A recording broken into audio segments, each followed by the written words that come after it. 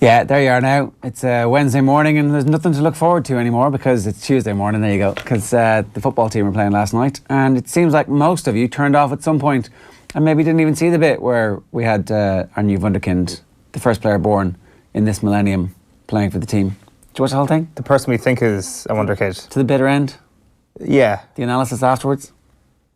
No, I did not watch the analysis afterwards. The analysis is very, very difficult. You do have to admire people like Jonathan Walters and Keith Andrews for actually maintaining some level of interesting conversation going around this thing. Find a new way of saying that Ireland are terrible is the challenge every single week. An even bigger challenge than Martin O'Neill has on his hands now. At least with Keith Andrews, it's former player Keith Andrews. In Johnny Walters' case, he may well be former player, but he might also want to go back and play some football for this team. And he's got to sit there and go, oh my God, look how bad they are. Well, his analysis last night was actually excellent.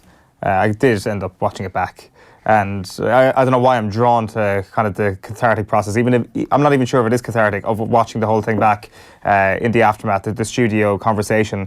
And he was speaking about simple things like triggers and pressing and everybody going together at the one time, which seems like something that somebody who's never been involved in the camp would say, that it's like, why aren't they doing the simple things that somebody who's been in that camp wouldn't actually say, because it's so cutting to think that there wouldn't be a plan for a team who kind of have never had more than 50% of possession in this Nations League campaign, wouldn't have a without the ball strategy. Weren't close to it last night, weren't even close to 50%. 24.6% yeah, was the possession statistic last night. And I'm not even sure if that's above or below average at this point. I think it's probably about right. Yeah. I don't know what's going on. It has reached a point, though, where it seems as if ignoring it now from the FAI's perspective is dangerous and unlikely. I now feel like it's more likely than not that something will happen before... I don't know, something has to happen really quickly because the draw's like in 2.5 weeks. But what about that 4 million quid that'll be required to cut that limb off? So Nathan has the point, right? 4 million quid. How much do you make on a match day if there's 20,000 people? How much do you make if there's 30,000, 40,000, and if you actually fill the stadium? So say you fill the stadium, I guess maybe you wait until after the draw is made. And if the draw is really hard, then... You stick it out. You must, you just get on the PR offensive immediately. I mean, if the draw is, achievable, that's the bit where you go, we could fill the stadium every week, that there's a match, and we could afford to pay this off, and we could just about afford to still pay Stephen Kenny and whatever team of 20 people he wants working on it. Yeah, the thing about all of that is Nathan's revelation yesterday that we're probably still going to be in a playoff, which we'd all totally forgotten. And after last night's results, I'm not sure does it really change anything in terms of our standing, but a playoff is quite likely at this point. That those qualification games will actually become a warm-up for the Nations League playoffs. Well, there's, in that case, change the management. Yeah. And say, spend the whole time blooding new players, getting systems in place. Each game is a training camp. The results don't matter. We're putting all our eggs in the playoff basket. And who knows, maybe we'll get a nice, handy, friendly playoff from UEFA because the game's going to be in Dublin.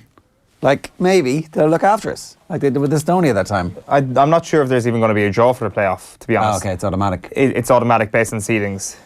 But where the game's going to be? Where the game's going to be is a good question because it's not two-legged playoffs.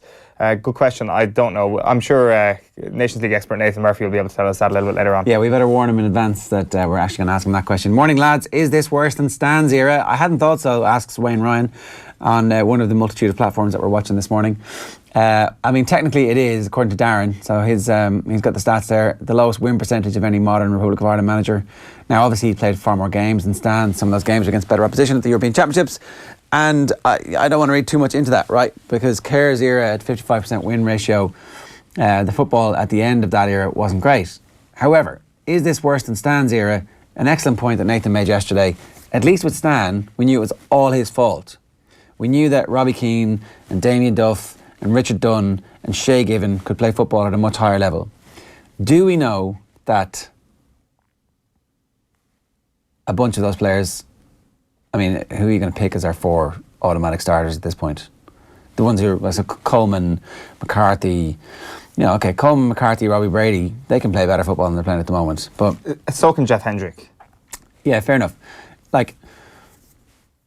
It's definitely worse than the Stan era, though, because Shane Duffy. That top 4, yeah, but so Shane Duffy, no Richard Dunn. nobody is Robbie Keane, nobody is Damien Duff, nobody is Shay Given in the squad. James Coleman, very good, would have gotten that Ireland team at any point, at any Ireland team, really. Yeah. I mean, it's definitely an argument. I think the Stan era was worse because you had far better players, and that he had a 35% win rate and Martin O'Neill had 34% win rate. Like Steve Staunton should have had a far better win rate than Martin O'Neill, given the players at his disposal. So I think relatively the Stan era was definitely worse. But clearly, as those statistics show, it's not great at all, and it's not great from Martin O'Neill's perspective whatsoever. 4 goals in the one calendar year. I do wonder if that is the worst calendar year showing for offensively from an Ireland team ever. Like 4 goals. It's as Dan pointed out, the goal of the year competition, the player of the year competition. Even an attitude shift should bump up that number a good bit. And an attitude shift is an acceptable thing to mention because a lot of those games were friendlies. We didn't have any World Cup to prepare for this year, remember? We were playing friendlies for the first half of the year. The highlight of this entire calendar year has been seeing a teenager coming on and hugging his mother after the game. And that was a nice moment. Yeah, it's class. Don't get me wrong, in any year it would have been a nice moment. But it is the one prevailing moment. Declan Rice's performance against the USA was the highlight of the year. If that's not the highlight of the year, it's and that's it. Alan Judge scoring that goal maybe after his struggles with injuries.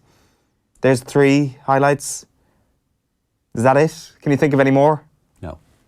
That one moment of hope we had early on in the Wales game when the ball had been when the game had kicked off, and then 4 minutes later we were like, oh no, we're terrible. Well, those were a nice 4 minutes. Not even close to it. All right. Let's tell you what's coming up. So we'll bring you through our breakfast menu at around about 8:20. Bring you the sports news this morning from Phil. We've got our rugby debate at 8:45. Ewan MacKenna and Ruaidhri O'Connor, both of the Irish Independent, obviously, are going to talk to each other about differing viewpoints and worldview that they have about the merits or otherwise of Ireland's victory against the All Blacks on Saturday night. We'll let you make your own mind up with that one. I'm not going to prejudice anybody's views in advance of it.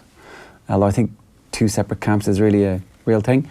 Anyway, that's coming up at around about 8:45 this morning. Before that, though, we're going to get to Aarhus, where Nathan is, and first, the newspapers.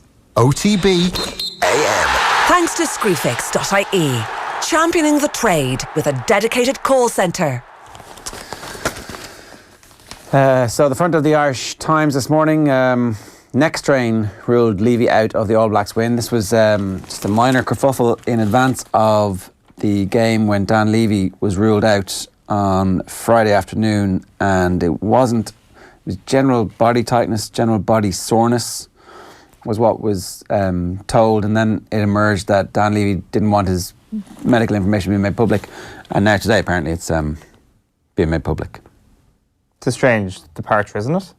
Yeah. I saw Rob Kitson at The Guardian giving out about Ireland's policy of keeping medical records secretive last week, and he got a bit of blowback for that, naturally, considering, I think the goalposts have shifted somewhat over the last month since Johnny Sexton gave that interview, and I think it was actually to Darren where he was saying that, my insurance costs are ballooning because of my information leaking out there. So I think we all have a bit more sympathy for people keeping their medical records to themselves, and also as Irish rugby fans, and it gives you not a competitive advantage, but there are elements where you're like, I can see why a coach or somebody involved in the camp would want to keep these things secret. So I don't have a big problem with it. I just wonder why this has now changed. Why have they changed the policy on Dan Levy? So it's not, I don't know, but it's not IRFU policy. It's not Joe Schmidt's policy. It's the individual players are deciding. Kitson did mention, so I need to get the tweet. He did mention something about a blanket policy, or about that it was kind of a widespread thing, but maybe he meant on a case-by-case basis, and he was generalising that we're now at the point where Ireland have this process of not revealing medical information. But yeah, it's a weird one, isn't it? Because the vague nature of the injury kind of seemed to be a cover for whatever it was that Dan Levy wanted to keep secret, and now it's out there, which just doesn't really make any sense, but such is life. Yeah, I mean, look, in the build-up to games like that, stuff happens, players change their minds, it leaks out from somewhere, perhaps. Maybe he thought he was genuinely going to be fit, and as I say there, that whole competitive thing, he thought, I'm going to be targeted here if my particular injury gets out, and I've been a little bit sore this week, and then ultimately he didn't actually get himself into a position to play the game. So they also have the Golf World Cup is on. We've got Shane Lowry and Paul Dunn, which is a good team. And then the soccer is on page 4. Ireland played a soccer match last night. It's on page 4. The fallout from our victory on Saturday is the first 2 pages. Now, maybe that's just the order of things anyway, and even if Ireland had beaten Denmark 5-0 last night, it wouldn't be on the first page of the sports section. I don't know. I'm not sure. I don't know. Ireland's campaign draws to a sorry conclusion. Everybody is bored. The players seem bored. The fans seem bored. The journalists seem a bit bored by the whole thing at this stage. It's like, how do we write this thing again? And that's it, 1 page. 1 page of soccer from an Ireland international last night. And that's it. There is as much horse racing in the papers, in the Irish Times today. But surely we're hurtling now towards a point where the football team can't be seen to be irrelevant. Like, you've got to make the team relevant. Particularly the year we're going into. People give out about the idea of comparing and contrasting different sports, which I think there's a point in that sometimes. But when it comes to the actual performances of different sports teams, regardless of what the sports are, even if it's 2 different teams within the one organisation, I think those comparisons need to be there, because we've allowed ourselves to get lulled into the sense of mediocrity with the football team. And there are other sports, one sport in particular, that's showing us that we don't always need to have that attitude.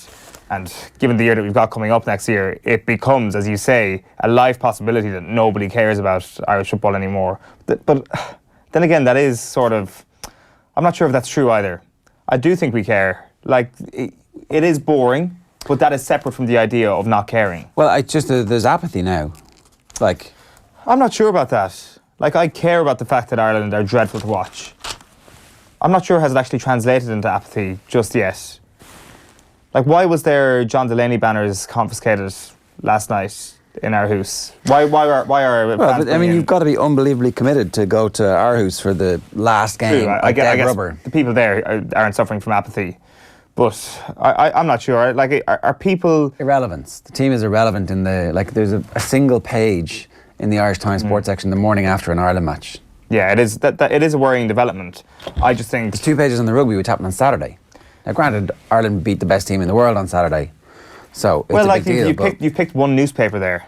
Like, I'll raise you any of the tabloids here in front of me about on pages of football coverage, and we'll get a different picture. I mean, the Irish Times covers rugby more than football. It's simple as that. Yeah, but on the morning after an Ireland game, they cover it more than they would normally do. There's only one reporter at it. Like, normally there would be colour pieces. Normally there would be on a dead rubber.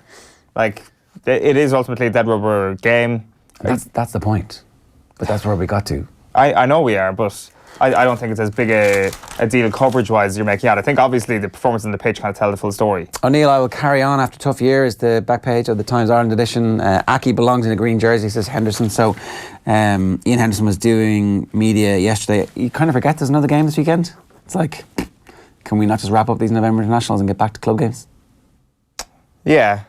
Or do we just want this Ireland beast to roll on and on and on? We were talking before the November internationals kicked off about the perfect rugby calendar. If we didn't have one more game this weekend, it would feel that way.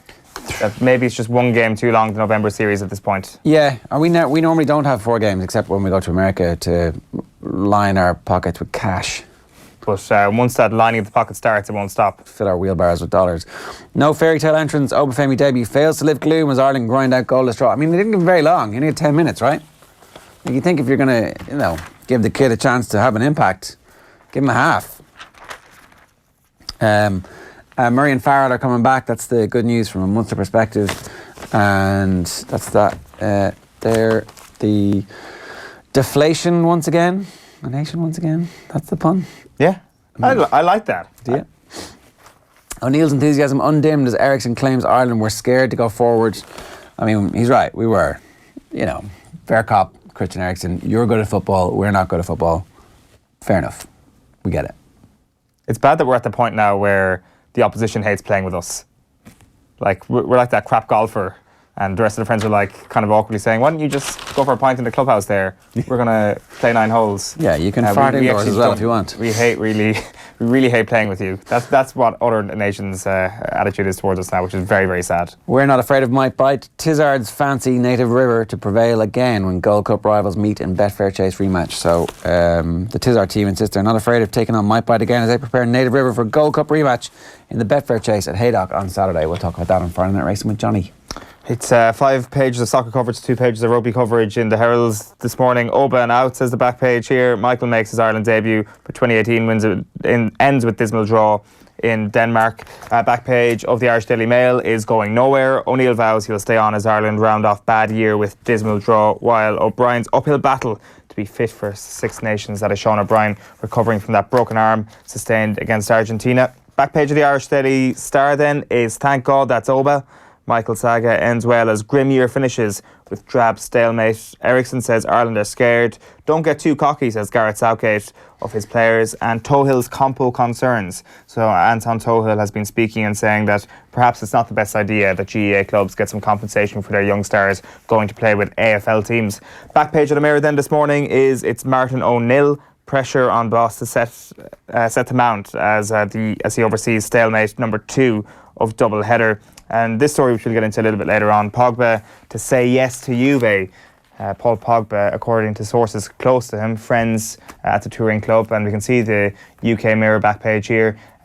They've claimed that he's interested in going back. He wants to go back to Turin. Juventus also interested, according to reports over the last 24 hours, in signing Marcus Rashford.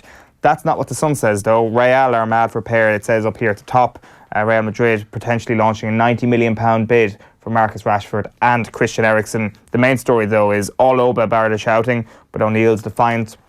And then a couple of the UK back pages. The Daily Telegraph goes with Gordon Taylor. Taylor faces calls to quit. PFA chief's position under threat as 300 players urge him to stand down, while negotiations over core funding from Premier League TV money is in doubt, and new accounts will infuriate families campaigning for dementia victims. Which is Dawn Astle, namely, who's the daughter of Jeff Astle, who died as a result of CTE, really coming out to slam Gordon Taylor in the newspapers this morning. And then a special report leading the way in The Guardian. 4 years to go. Qatar on course for its improbable World Cup, says David Conn. Some interesting stuff in there. All right, some quick comments for you. Dissolve the football team. Give Joe Schmidt their money. Hashtag OTBAM, says Rian O'Clerig on Facebook. That'll wind people up. Dissolve the football team and give Joe Schmidt all the money. Pray for Mojo on YouTube says, in the total Nations League games, Ireland had a grand total of 7 shots on target. In 3 of those games, we had 1 shot, 5 shots, 2 shots, and tonight's 0 shots. Hashtag OTBAM. Yeah, you can look at those statistics in a different way if you want. The WhoScored.com provide very generous shooting statistics, which awarded Ireland with 3 shots last night. On target? No, just 3 shots. So this is not shots on target. Okay, fair enough. 7 shots on target over the course of 4 games. Including a full game with 0 shots on target last night. Yeah. Seamus Bannon on Twitter says, in the space of 48 hours, we went from witnessing one of Irish sport's greatest moments against the All Blacks to watching the end of the worst year in Irish football history. Would you agree? Hashtag OTBAM. Yes. Pat Kiernan on Facebook. Worst thing for me is O'Neill putting the team and players down. His comment about how the Irish rugby team is a 32 county team he could do with a few from the north for last night's game again shows his lack of consideration. No wonder they look short of confidence. I mean, I presume he's joking when he says that stuff. Like, let's all just get over ourselves here, taking every single thing as like an arrow to the heart. The stuff where he's saying that we're not good enough, generally, that's the thing that actually should piss you off. The bit where he's like, I could do with a few from the north. It's like, maybe Martin O'Neill believes in United Ireland. What's wrong with that? Well, maybe we're embodying the spirit of the Irish national team now, that every time we hear a jibe about the Irish team, we're so low on confidence as football fans that we take it personally and we take it very, very literally, as that texter is. And I don't blame him. Every little thing Martin O'Neill says is beginning to hurt me as well. Patrick Walsh on Facebook says, for the first time as long as I can remember, I wasn't aware we were playing a match last night. I used to look forward so much to international matches. I'd say a lot of people are the same. A lot of people turned off. A lot of people were like, I'm just going to flick on someone else here. Well, as we were saying on Friday, an Ireland match is a great opportunity for you to get many things done around the house. What did you do during the match last night is what people now ask themselves, rather than, did you watch the match last night? Get a bit of ironing done, like. Ironing. Absolutely. Well, not even necessarily ironing. Ironing is grand if you're actually watching a match, if you set up the ironing board close enough to the television. But you actually don't need to do that. You could actually do the washing up. You could go for a run, book a holiday, do whatever you want, really. You could get all of those done. You could get all of those things done in that 90-minute period. Aaron O'Connor says, the worst thing for me is his complete lack of awareness of how awful we are. He won't stand down. We're left with this mess and all because Delaney handed him another huge contract. Hashtag OTBAM. Okay, so Nathan needs to be gone fairly soon. We're going to get to him right now. The Irish captain, Seamus Coleman, here speaking with Nathan after the game. Have a look. You know, there's no secret. There's no way of buttering it up. It's been a disappointing year. There's no doubt about that. It's been a learning curve for myself, for some of the other lads who are, 40, 50 cap marks. We don't have your Richard Dunns, your Robbie Keanes, your Damien Duffs to carry us through anymore. We have to take that baton and maybe, some of us haven't done that strongly enough, and then the young lads coming in and the new lads coming in will have learnt a lot from this year, and I think that's, in a way, some kind of positive to take from a negative year is that mentally we can be a lot stronger going into the games in March, and that's the way you have to look at it.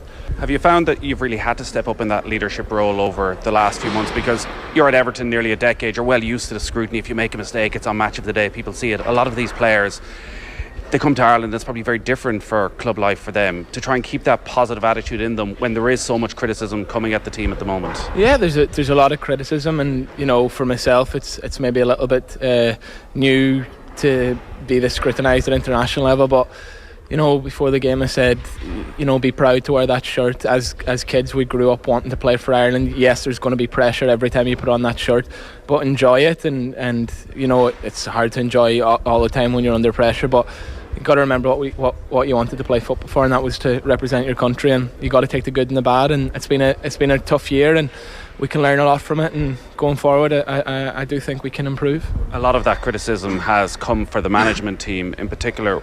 What would you say to Irish supporters who feel that maybe a fresh voice is needed there, that it feels as though maybe this team is coming to the end of the road?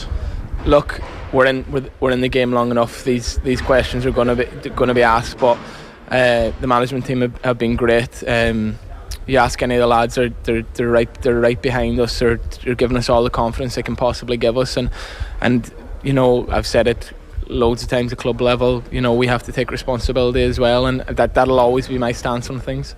And finally, it is easy to keep perspective actually on a night like this. The terrible news that came through earlier of an Irish supporter who died in Copenhagen.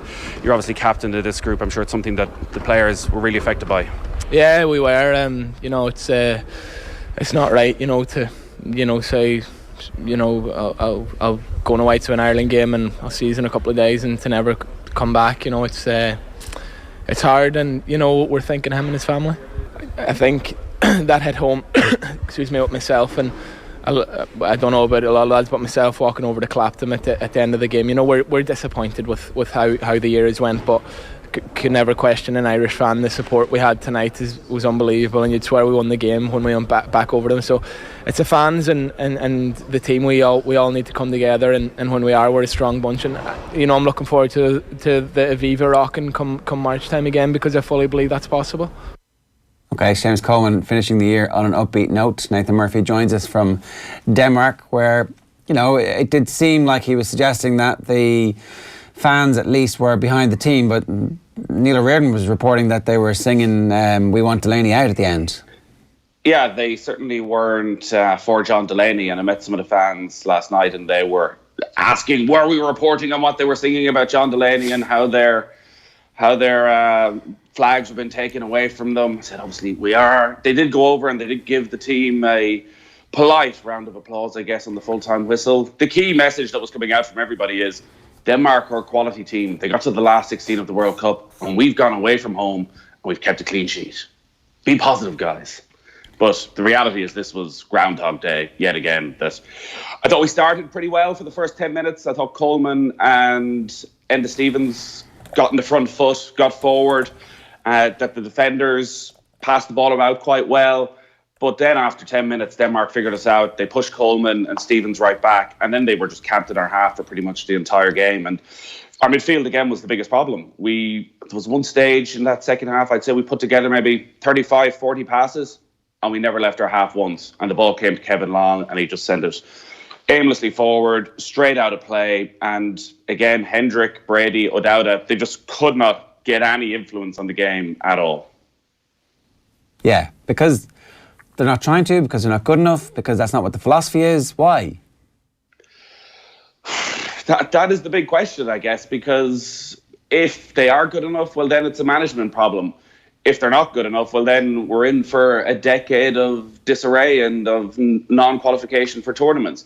But I think, particularly in the case of Jeff Hendrick, he hasn't delivered in the green jersey for 2 years, but he has shown at times at Burnley, look, he's dropped out of the Burnley side this season, he's not in good form, that he can respond to organisation, to being put in a situation. Remember, Burnley play him by and large as a number 10. They play him just in behind the striker, and he contributes all the time, but he knows exactly what his system is. We spoke about that yesterday, of knowing where everybody else on the pitch is going to be.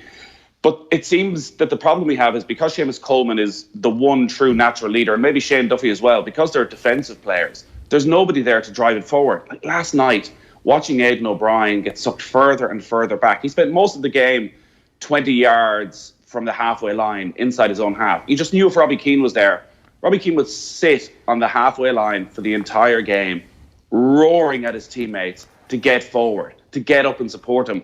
Whereas Aidan O'Brien doesn't have that responsibility, doesn't have that sort of experience yet. And we play some sort of counter-attacking game. You'd have to assume we want to play some sort of a counter-attacking game because we certainly don't want to have the ball. But we don't have players who seem to understand that when you win the ball back, you have to have a plan to get forward, that you need to use your pace, that suddenly you need to see Stevens and Coleman bomb forward. You need to see Robbie Brady get forward. I don't remember Robbie Brady, aside from maybe a couple of set pieces, get forward at any stage, get in around the opposition area. So again, I think it just comes back to a lack of game plan. Just on that Robbie Keane point, because we were discussing it yesterday here in studio, and it's an interesting one that's been brought up. Like Keith Andrews was saying in commentary last night that even if they had Cristiano Ronaldo in the team, they wouldn't be able to score any goals because they're just not creating chances. Whereas I see it differently. I see if we had somebody of that quality, or even not even of Robbie Keane's quality, somebody who is of decent Premier League standing, even Shane Long when he was banging in a few goals a couple of years ago, if you take someone of that level, Martin O'Neill would then view that person as adequate for his team. He wouldn't be playing down the chances. He wouldn't be patronising that player with comments saying they're not good enough to play for Ireland, or they're not good enough to challenge teams like Denmark. And then the style of play might change. Then the trust might come and we might be a little bit more positive. And it all comes back to the way O'Neill views these players. Yeah, perhaps. Like, he is probably a bit too honest for his own good when it comes to these players. Like, Aidan O'Brien is a million miles off where Robbie Keane is. He scored 1 goal all season in the Championship. So it's not as though he's in good form and then he arrives to Ireland and suddenly it's beaten out of him.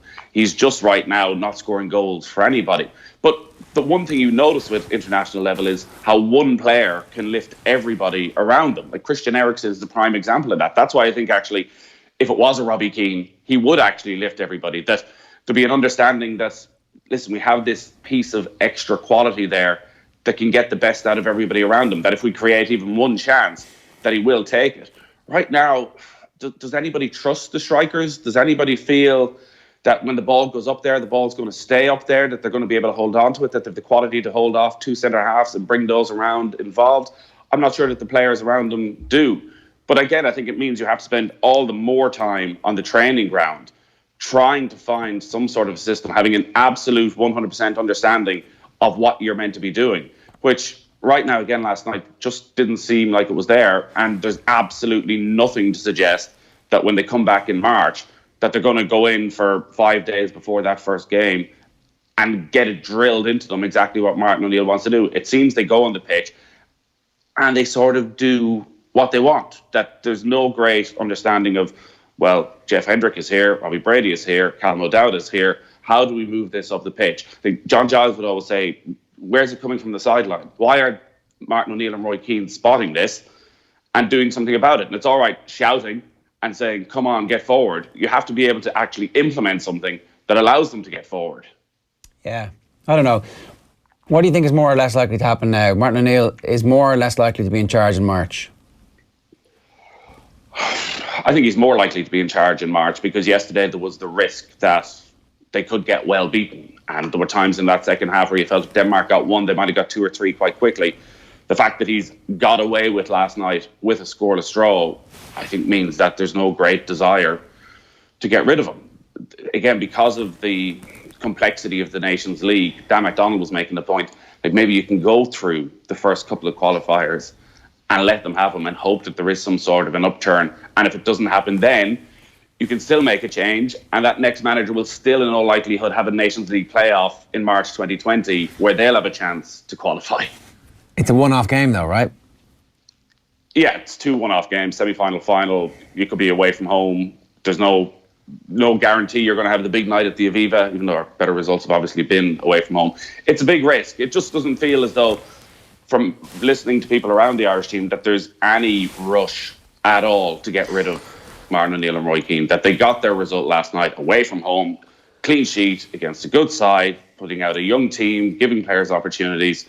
That, listen, we just roll on to March and pray to God that somehow it gets a bit better. The point, like, we're having this philosophical conversation about what the team would be like if we had Cristiano Ronaldo in it or if we'd had Robbie Keane in it, but there's no sign of anybody coming through at that level. So ultimately, the resources that we have are a kid from Southampton who's getting a minute here, a minute there, game time for his club, and not much else. Like a bunch of championship players, there's nothing to look forward to in terms of a Premier League quality player. So all we have is the cunning and guile of the management team, and there has been no evidence over the last year that they're at the required level to take the team forward.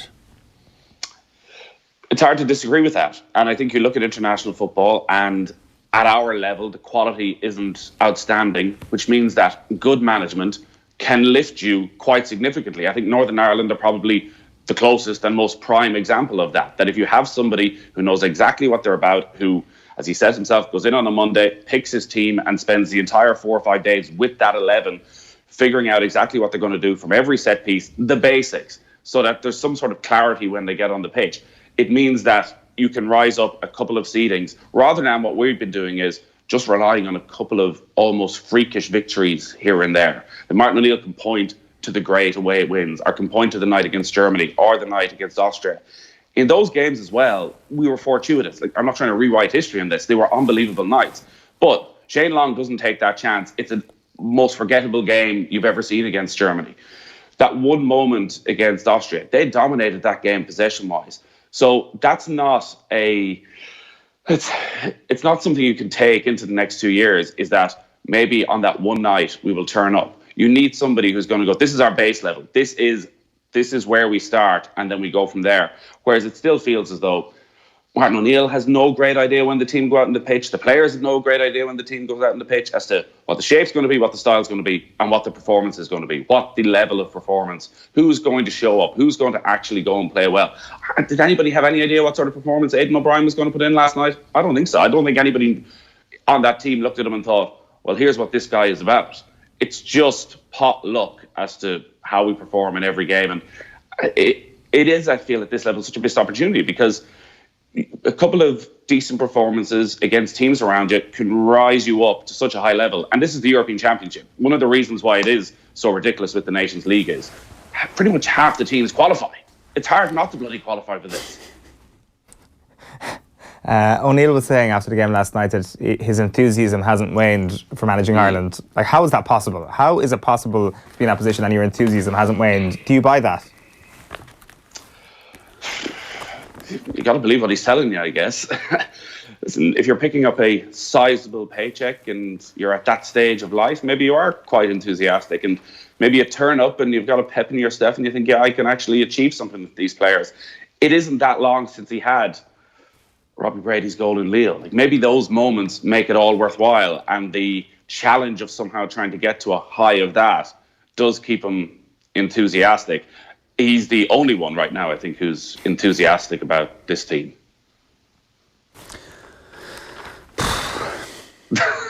Where do we go? Like, what can we, without a change in management, what can we realistically hope for, except more of the same? It's going to be the same players playing the same football for the same manager with the same instructions and the same style. There's no change coming.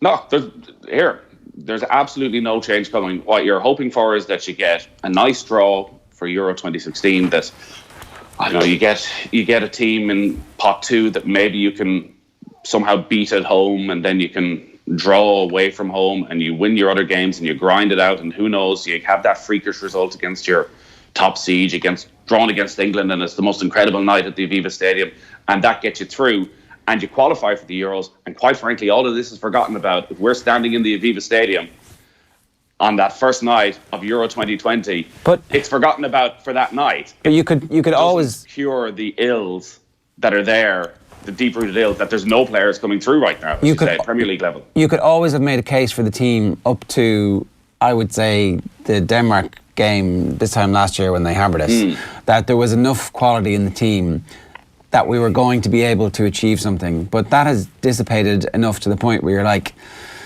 there's just not enough quality. Players aren't playing enough football. They're not in their club teams. They're not the best player even at a lower level in the Championship, or at this point I would take the best player on any team in League One and go, yeah, well, let's see what you can do for us at international level. We don't have the players doing that who are then forcing their, like, I don't know, maybe that's not true, because we had a player playing in the Premier League who was playing really well, who couldn't get in the team, so it just doesn't make any sense. No, and here, he has gone down to League One. He's brought in players like Ronan Curtis and has given them an opportunity, but he's looking around. It's not as if there are players, too many of them, playing Premier League football. I do think his selections have been somewhat strange over the past year, the way, I know David Myler's struggled to get in the Reading team, but he's just fallen off the face of the earth over the last while. Like, this playing Cyrus Christie in the middle of midfield, again, because he's so full of energy, it's very hard to criticise Christie for it yesterday. But one of Ireland's biggest problems was that the player picking the ball up off the centre half time and time again wasn't Hendrick, wasn't Brady, wasn't Mo Dowda. It was Cyrus Christie.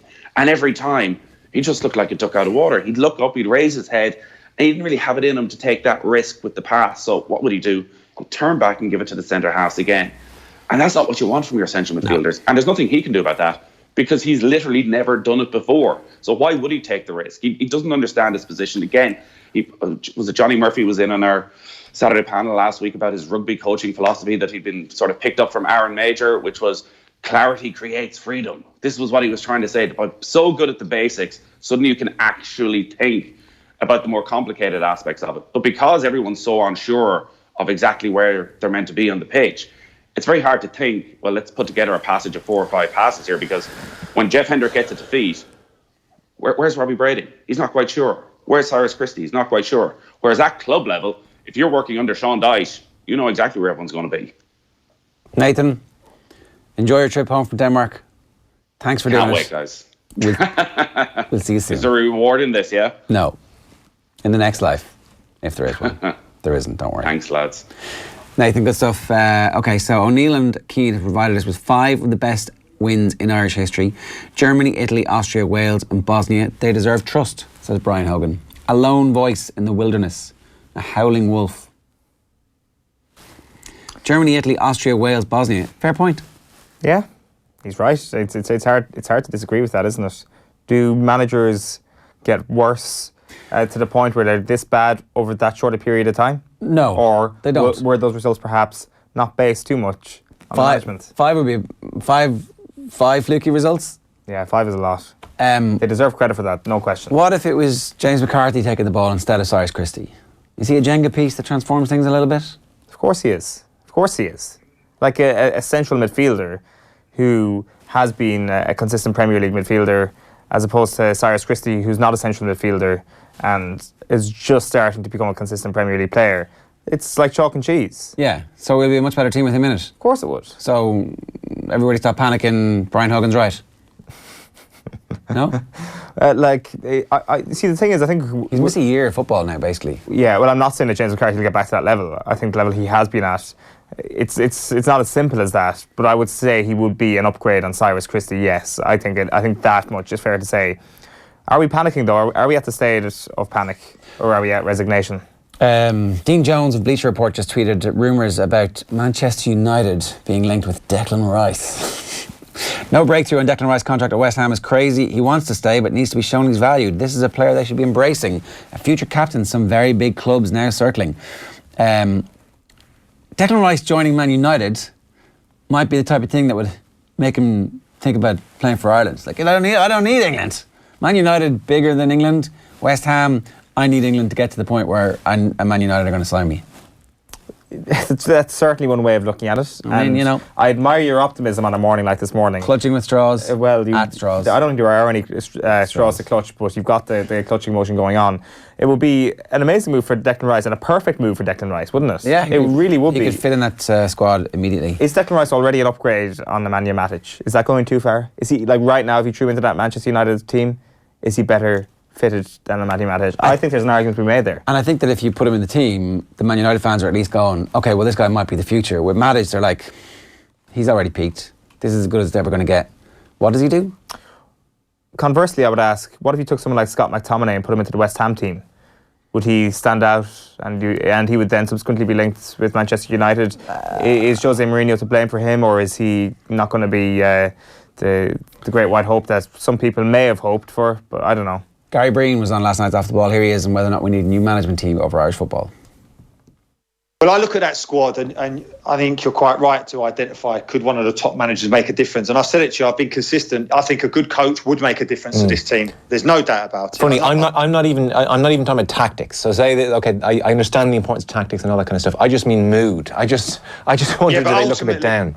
But Joe, this is where it comes from. As a professional player, I think their mood has been determined by the fact that they're literally going out there and they don't know what they're supposed to be doing. Okay. Now, footballers will always push the boundaries as much as they can. But ultimately, and I think you can ask any player or ex-player this, they want discipline. They want to know that it's a one rule for everyone. And they want to know that going onto that pitch, they know exactly what their role is and they know exactly what their teammates' role is.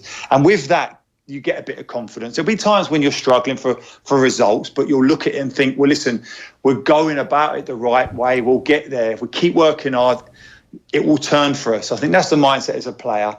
But I've no doubt that those experienced players, and the likes of Seamus Coleman, and a lot of those players actually have been great in terms of taking a little bit of stick off their manager, and they've looked inwards to say, well, what can we do more as players? Yeah. But I have no doubt in my mind, they're doing as much as they can, but I don't think that their manager is.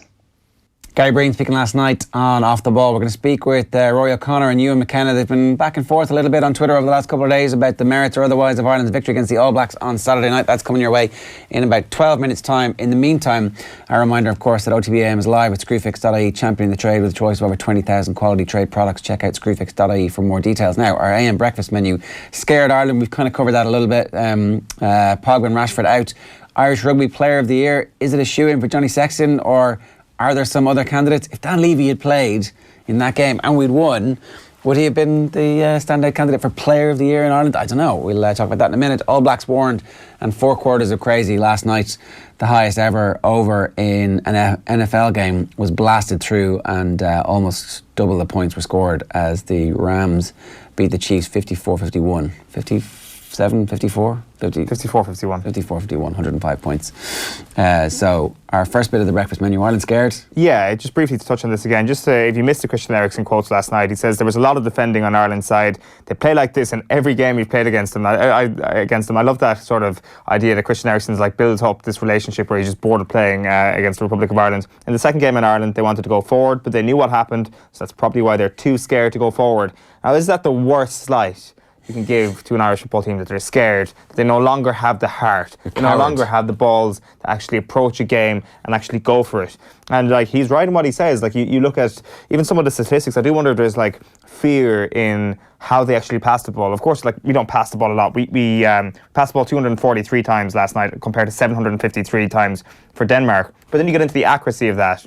Ireland had a 68% passing success rate and Denmark had a 91% passing success rate. And that like comes down to the idea of pressing, who's actually putting pressure on the opposition, and whether that's resulting in more errors and things like that. Or maybe we're just lacking that final bit of conviction, and that's actually manifesting itself in the quality of our passing and in the wider sphere of how we're actually playing the game. We're like the lion in the Wizard of Oz.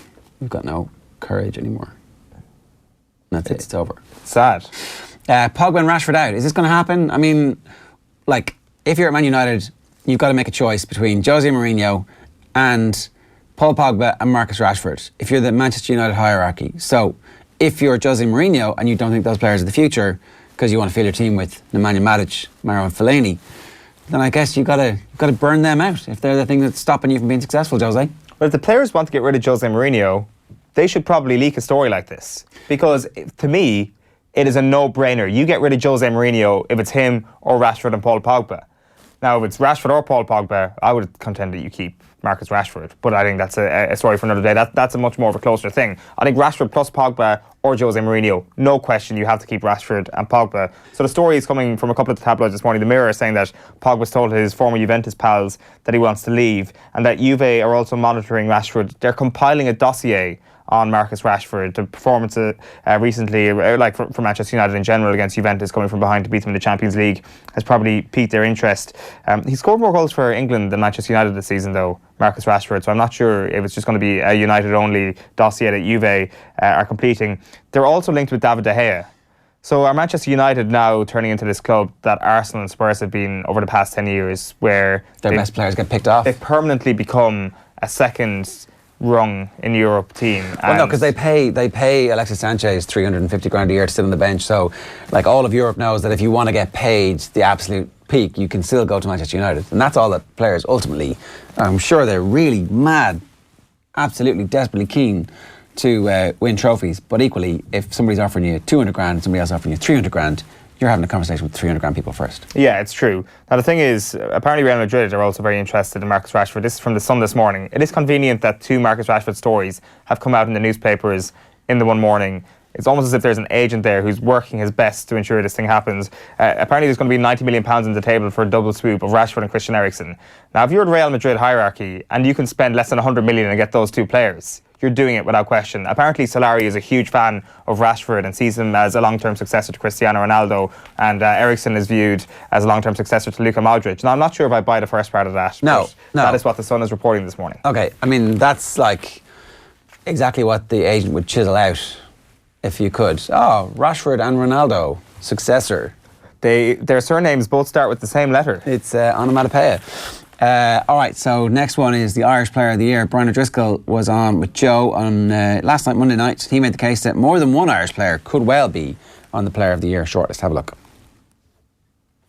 Just one final thing, talking about all the performers, and I agree, Tadhg Furlong is just, is for me the best tight head in the world, and arguably should be in that shortlist for World Player of the Year. He's had an outstanding 18 months. But you look at the amount of ball carriers in this Ireland team now, with Ryan, Furlong, Healy, Peter O'Mahony, Stander, Josh van der Fleer picking really good angles, Devon Toner, probably not as great a strength, but still a very efficient ball carrier and proficient too. I just think that we're blessed with how many ball carriers are in the team, and that everyone feels comfortable on the ball now, and it's a far cry from where we were, 7-8 years ago, when you had to go to a Stephen Ferris or a Sean O'Brien. That's no longer the case. Everyone can carry, and everyone's comfortable in the knowledge that there's a great chance of gain line success from whoever has it in their hands. I mean, we were asking Alan Quinlan this on Monday morning about whether or not James Ryan is one of the best players in world rugby, and he was like, I kind of feel like he's already one of the best second rows. But you get the feeling, like, if you look at the age profile of James Ryan and where he is already at in terms of his dynamism, his ability to dominate the game, like, he benchmarks against everybody else in his position as if they were 5 years, as if he were 5 years older. Like, he's kind of got the strength of a 27, 28-year-old lock who's just coming into his peak at the moment, but he's 22. Yeah, and he plays with that wisdom as well. Like, I'm pondering this morning whether or not Johnny Sexton is actually Irish Player of the Year. The thing is, I would be surprised if he didn't win World Rugby Player of the Year. O'Driscoll said last night that he's voting for Sexton. I don't know. I think James Ryan is Ireland Player of the Year, no? Tadhg Furlong is up there as well. Like, certainly Sexton is in the mix. Let me just put you back to Ireland trailing against France in the first game, second game, and Sexton takes the risk of the crossfield kick to Keith Earls. Now, it's a brilliant bit of phenomenal athleticism from Keith Earls, and then it's the nuts to drop back in the pocket and go, I'm going to kick this, no problem. Let me take you back to the 5 million Man of the Match awards that James Ryan won on the path to Leinster winning the Heineken Cup. Was he Man of the Match against Argentina? Can't quite remember. Certainly, he's picked up way too many Man of the Match awards for us to count. He's not 23 until next July. It's scary. He'll be 23 and a half when the World Cup is happening, which means he can have a 23 World Cup, a 27 World Cup, a 31 World Cup, and a 35 World Cup. He could have 4 World Cups as a second row. And he'll win them all Probably, and he'll be man of the match in the final of all of them. I just think there's serious consideration. He's pretty good. That it just shows the strength of Ireland this year, because in any other year it's like no question Sexton, given what he's done, absolute banker to win like Irish Player of the Year, and given the fact that he is, in my view, very very close to winning World Player of the Year, it's bizarre that we're even having this conversation. But I think the likes of James Ryan and Tadhg Furlong definitely worth inclusion. Yeah, Furlong, like Furlong's the genius of what's happening in Irish rugby at the moment, and you can't just credit it all to Joe Schmidt, is that like Furlong's got these soft hands that like can find players in space in a way that, you know, your props are supposed to put the ball under their arm, carry, make a few yards, and then smash somebody in a tackle and then lift in the line-out. But he's got all that and this kind of so centrally involved, a moment of genius and centrally involved in the try to Twickenham. Does Bundy score the try, or does it get laid off for somebody else? Is it his pass to Bundy and then Bundy finds somebody else? Can't remember. But in the middle of it all, there's Furlong with like a pirouette in the middle of it. And camouflage, like the type of stunts that you see in other sports that we've just ripped off and gone, yeah, we'll have that, and we can do it now. The other rugby story we wanted to talk about this morning was the warning that we've now sent out to New Zealand. Rassie Erasmus and Eddie Jones have both been speaking yesterday, and Erasmus has been speaking about how the view of Ireland now changes, because he says there's a lot of expectations when you beat the All Blacks. Everyone then expects you to automatically beat everybody else, so people start coming for you and start to analyse you really hard to beat you because you've just beaten New Zealand. But the problem is, what's our next big tournament? It is the Six Nations. Like, if there was a situation where people aren't already analysing Ireland to the nth degree before the Six Nations, well, that's ridiculous. I think this changes nothing. And I think we need to stop getting hung up on this obsession with the idea that we've sort of tipped off the world about our talents. Yeah. Like, it's just not true. Jones then... Well, we did have a rugby columnist from New Zealand on yesterday who didn't know James Ryan's name. That name slipped his mind. Give him the benefit of the doubt. He actually remembered his name before you tipped him off. So I think you're reading into that too much. Eddie Jones was saying that if he was Steve Hansen, he'd be hurting a lot right now. You should just start getting the All Blacks names wrong, like Brody Sevilla and I'm trying to think of somebody else. Bowden McKenzie.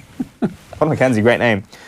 He says that Hansen would have the knowledge that they're going to learn a lot from this game, that they'll come back stronger and better, blah, blah, blah, blah, blah. So they say, or Eddie Jones says, it's going to have no consequence whatsoever in the World Cup. None at all. Instead, it showed where rugby is going. And for once in a blue moon, Eddie Jones makes a point that we both agree with, that he says that the World Cup is wide open, that everybody can win it as a result of what we saw at the weekend. But really, Erasmus Jones saying that we've tipped off the world about that, and Jones kind of going a little bit further, saying, actually, you know, this is going to have no bearing whatsoever in the World Cup, and there's probably more than enough truth in that.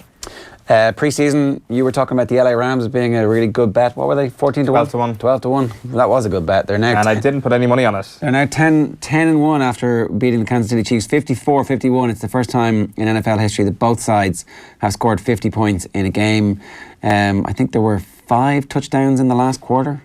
Yeah, something like that. 4 lead changes. Yeah. So Jared Goff described this, the LA quarterback, as 4 quarters of craziness. It's the highest scoring game in the history of Monday Night Football. It's the 3rd highest total ever for an NFL game. There was a game in 1966 that finished 72-41, which was between Washington and the New York Giants. And then the other one that's in the top 3 is Cincinnati beating Cleveland 58-48 in 2004. The performance of Patrick Mahomes last night was absolutely incredible. And I don't mean it in terms of it being flawless. It was far from it. So, first of all, he threw a career-high 478 yards. He threw for 6 touchdown passes. So that was a tied career best for any Monday Night Football game in history. But he had 2 fumbles and 3 interceptions as well. So there was a lot to write home about in terms of negatives around Mahomes last night. But this was only the 4th time this season a team lost when scoring 40 or more points. Not only the 4th time. It is the 4th time. Somebody scored 40 points and lost a game of football this season. It is the most in the history of the Super Bowl era. And what are we in, like 8 games in? No, 11 games in at this point. So it's like there's some crazy statistics doing the rounds as well about the Chiefs, who are actually averaging more points in their defeats this season than they are in their victories. Like, you can go through all the statistics from that game last night, and as Goff says, 4 quarters craziness probably sums it up quite well, because all the record books have just been thrown out the window. Yeah. Things are just anomalies left, right and centre. If you haven't tuned in yet, now would be a good time. The next couple of weeks going to be pretty good as well. So that was probably a Super Bowl preview. Good chance, or well, maybe the Saints actually could knock off the Rams. Who knows? But there's a way to go, and there's lots of points being scored, lots of athleticism on show, and lots of offensive talent on show too. Right, let's get to this. Phil Egan's in the studio next with all the latest sports news. First though, here's Ian Henderson in conversation with Will Callahan. No, actually I haven't really thought about it, to be honest. I know for the time being Joe is 100% committed to the squad, and if he does decide to move elsewhere, I have no doubt in my mind right up until the last minute Joe Schmidt is in the job, he will be 100% committed to anything that's happening. But as thoughts of what's happening, I haven't really put any mind to it now. I mean, yeah, okay, fair enough. I haven't thought about that. Good answer. It would be weird if we're in a World Cup final. I mean, let's just play this one out. Let's just war game this one. We're in a World Cup final against the All Blacks, and he's coaching the All Blacks as soon as it's over. That'd be a bit weird, wouldn't it? Well, I think your sentence could have ended there when you said it'd be weird if we were in a World Cup final. That itself is just a strange sensation, to think that we would be in a Rugby World Cup final. We're not believing, no. I said let's just war game it out. Let's pretend for a second. Okay, yeah, I am pretending, and even the pretending is weird.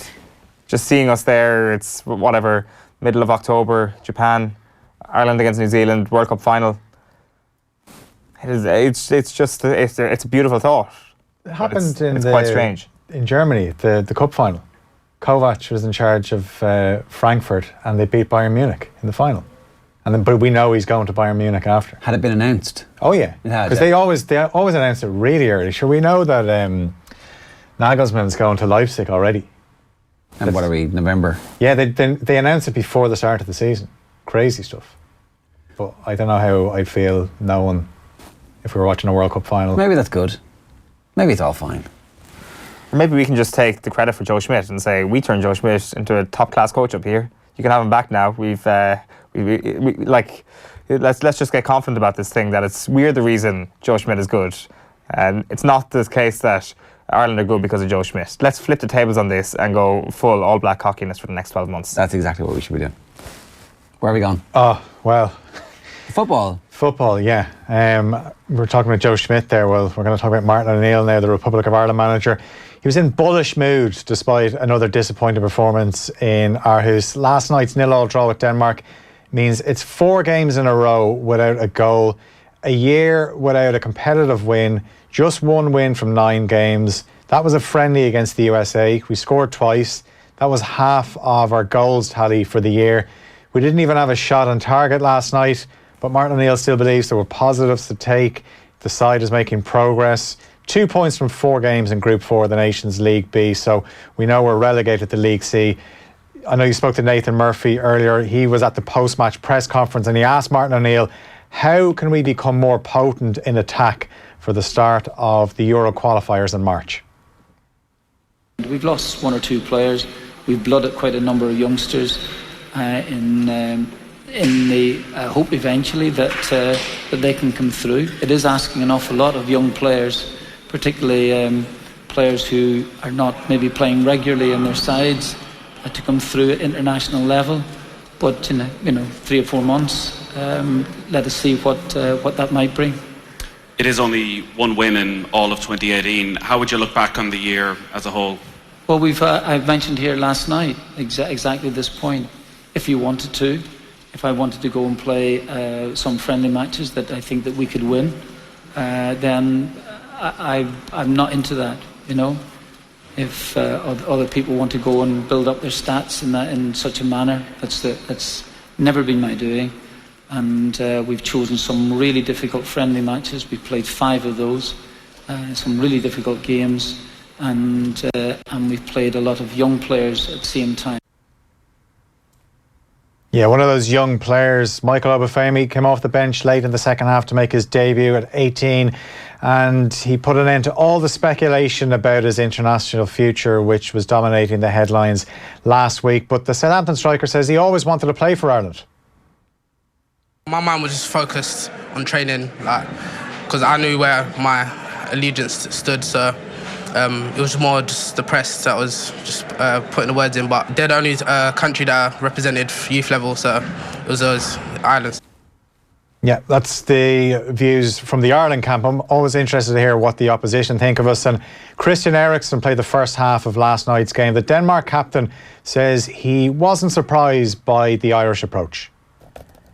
Ireland, they wasted a lot of time if they could. They took their time on everything, and they rarely went forward, so it was difficult to break them down, and that's why there was only a few chances, but normally the chances were big enough to score, to finish the game off, but we didn't, and it was a lot of defending on their side, and we trying to attack against 11 men on their own half. I think they play like this every game we played, so it's been similar. Of course, in the second game in Ireland, they wanted to go forward, but of course they knew what happened when they went forward, so that's probably why they're too scared to go forward.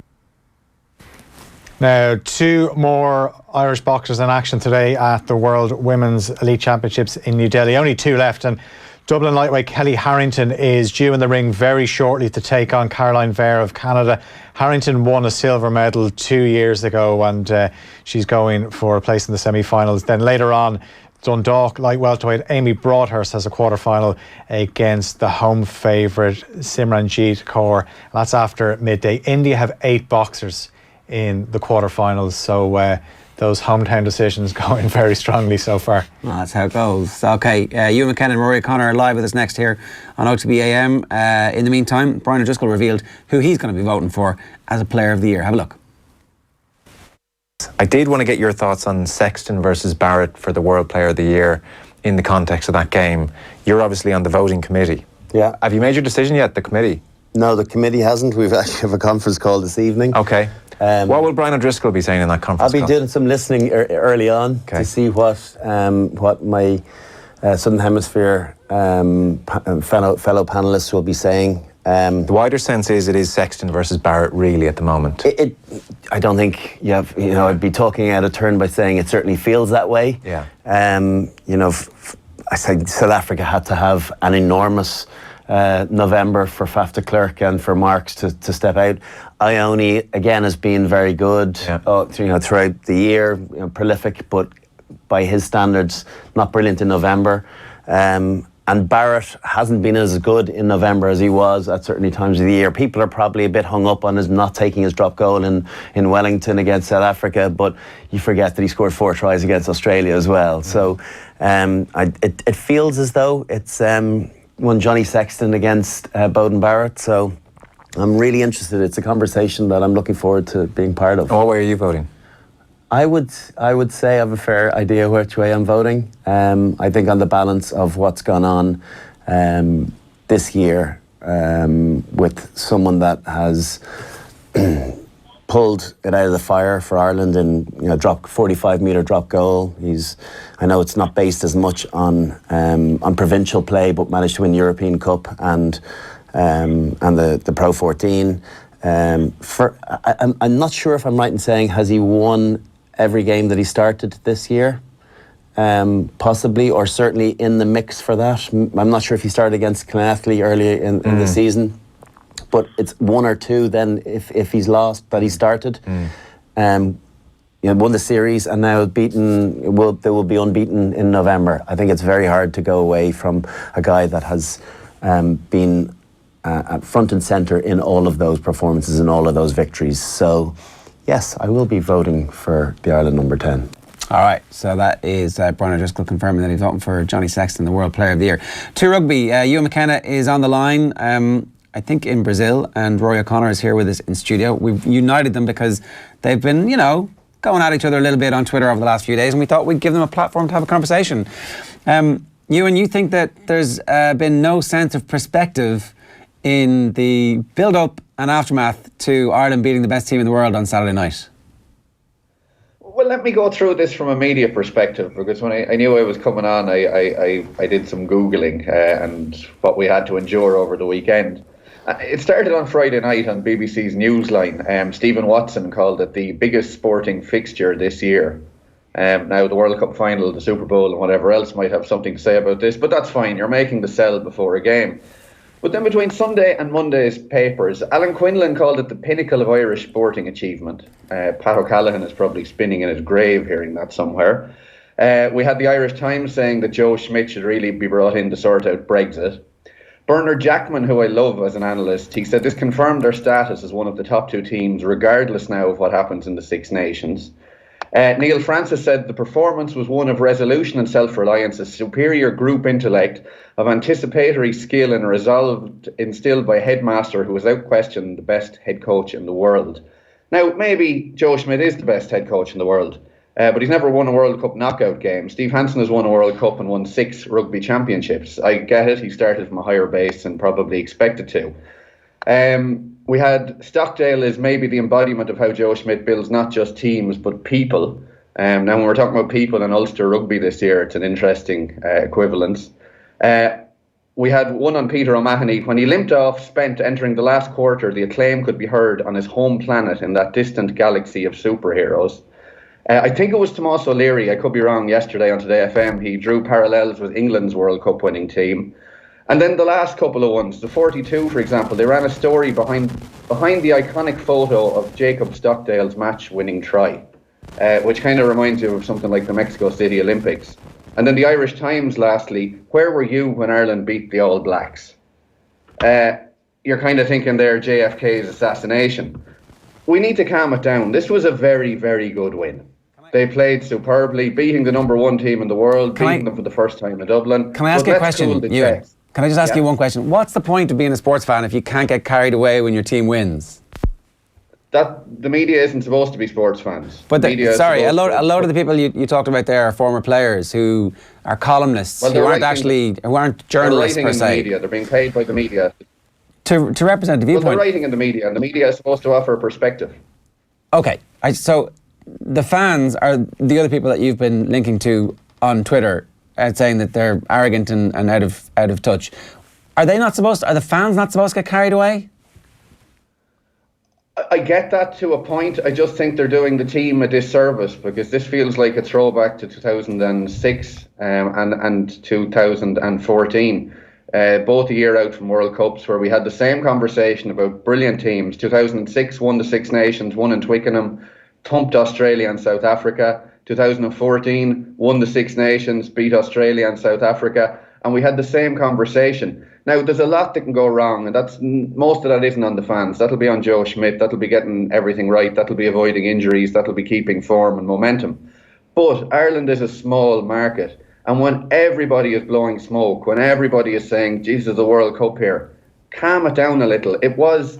It's not quite a friendly, and I know rugby people hate that term. But it's not a lot more, to the point that, for example, the whole test thing was, okay, best of Northern Hemisphere against best of Southern Hemisphere. Didn't have a chance pre-87 without World Cups. But most of this squad wasn't alive when the World Cup didn't exist. And the perspective of this is, look, New Zealand were missing Joe Moody, Sam Cane, Sonny Bill Williams, Brodie Retallick wasn't fully fit, and I think he's the best player in the world, but maybe not. But you also have to look at it. New Zealand were away from home. They're coming off a hard tour. They've been in Japan where they played Australia and Japan, and they had England last week. We had Italy and Argentina. They're coming off a long season where they've played too much rugby. We're beginning into ours. It means more to us. And there was nothing in it ultimately. New Zealand's decision making at times, they tried to offload after breaks, maybe shouldn't have. They kicked it too much and the execution was poor. They'll get that right. So let's calm it down. Does anybody for a second, would you favour us against South Africa right now in a World Cup quarter final? Yeah. Never mind talk of winning it. I would, yeah. We're a better team than South Africa at the moment.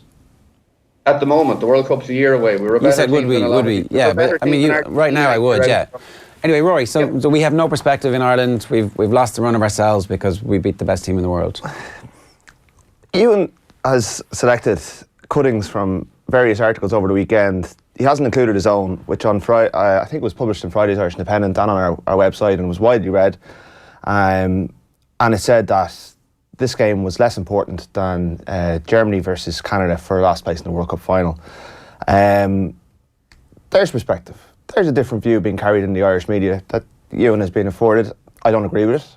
A lot of people don't agree with it because the 1v2 teams in the world played on Saturday night in front of 1 million people watching in Ireland and across the world.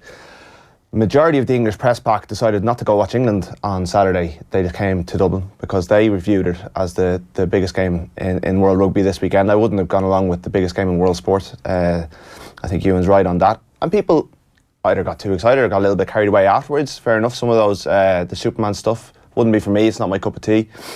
But I think it certainly confirmed that Ireland at the end of 2018 are the best team in the world, because their record over the course of 2018 backs that up. They've beaten everyone apart from South Africa, who they beat in November 2017. So in the last 2 seasons, they've beaten all of their rivals, all their World Cup rivals, to confirm their status. In 2006, Ireland weren't the best team in the world, but they had a bloody good year, and it was right to write that they were going into that World Cup in good form.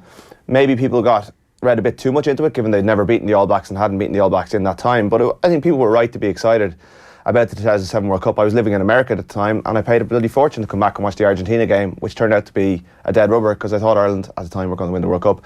2011, built nicely into it, failed at a quarter-final with a disappointing on-the-day performance. 2015, again, right to be on the back of 2 Six Nations titles. The expectations built on that.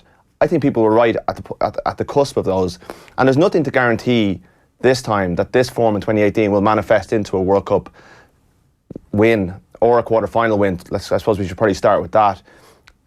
But at this point, on the evidence we have, on the fact that this team has beaten everyone around them really impressively, that they've gone to Twickenham and dominated, sure enough, an English team in poor form, but still Irish teams don't win at Twickenham very much, and New Zealand only barely beat them last week, have beaten the All Blacks twice in the last 2 years, albeit losing one.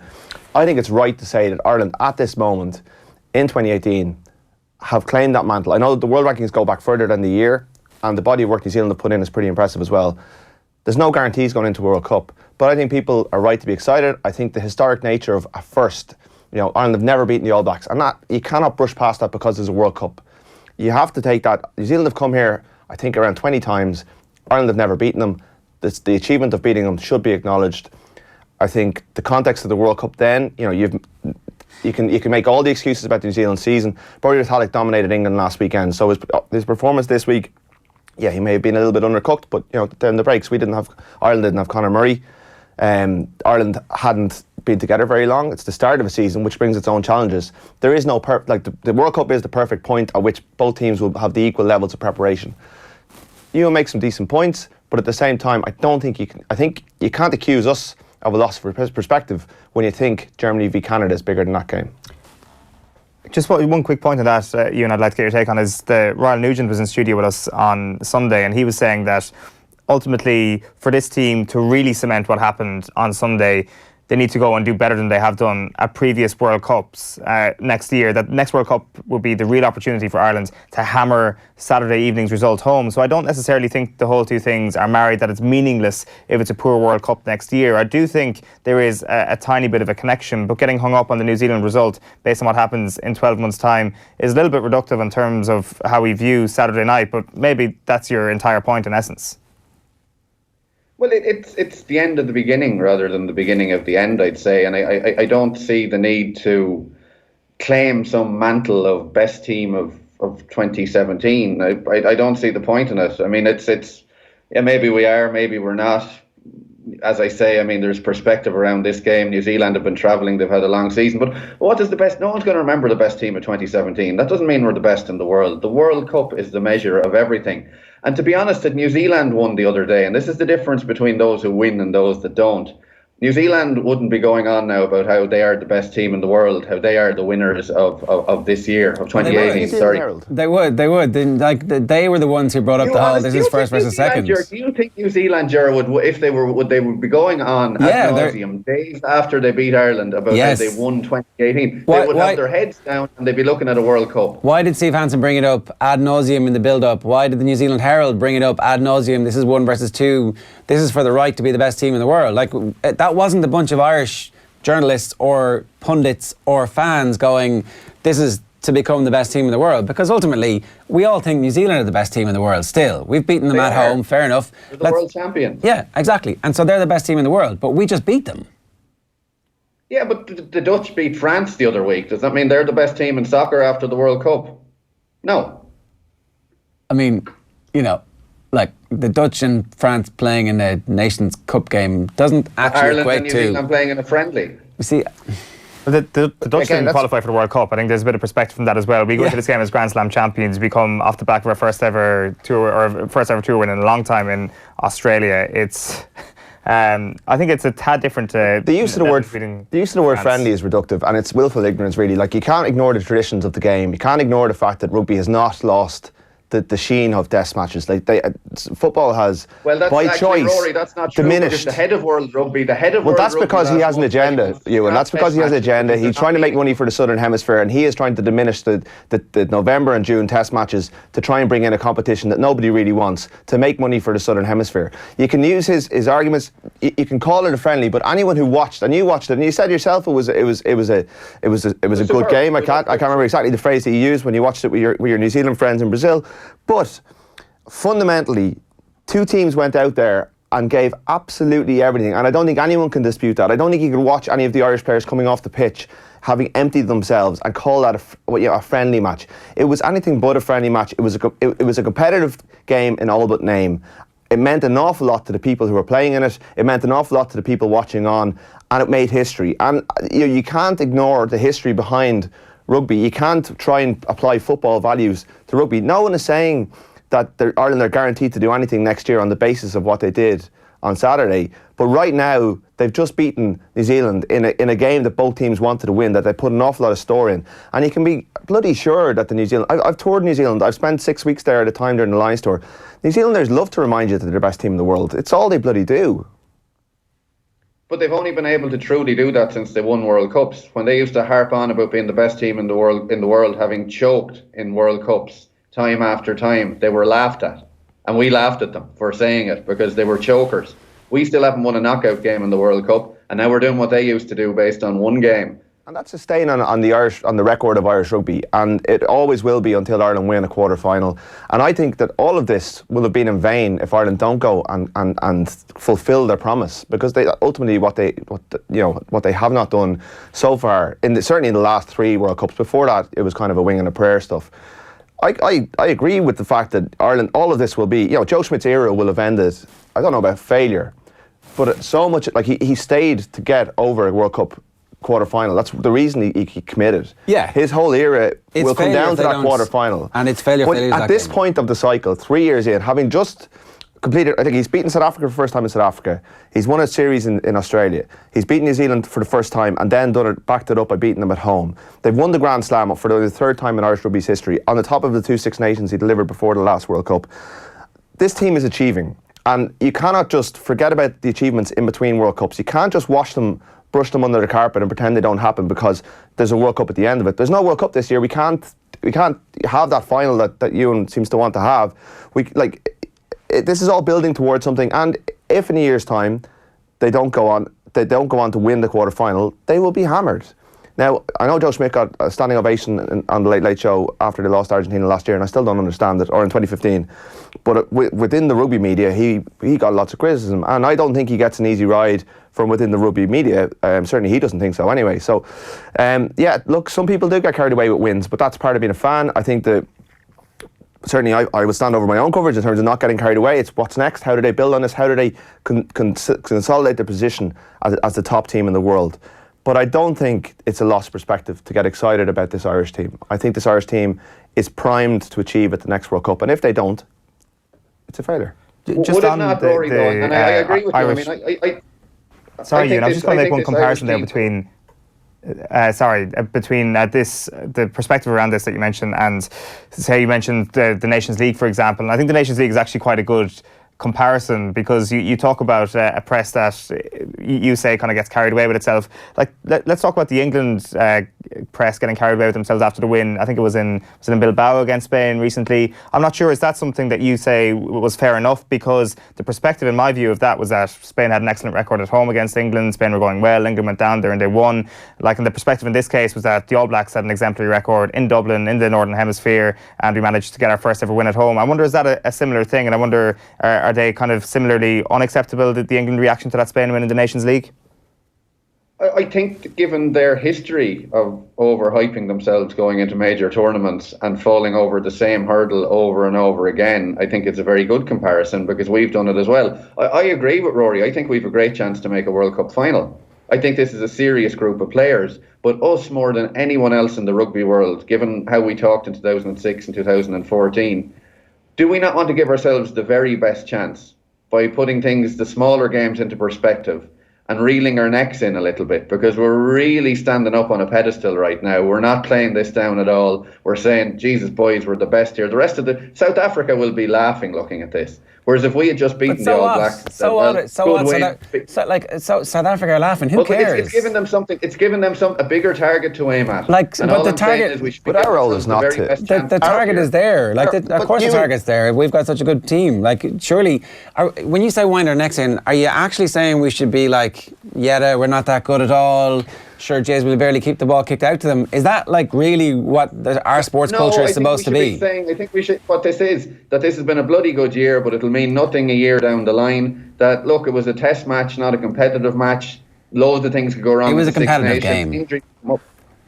It was a competitive game. Both teams were competing. That's the definition of competition. Then every game is competitive. Well, every game isn't competitive. There's loads of games that aren't. The game against the USA this weekend is not going to be the most competitive game of all time, unless you're the third stringer who actually gets to start. It wasn't competitive. The USA might win, but it is competitive because Ireland will take it seriously.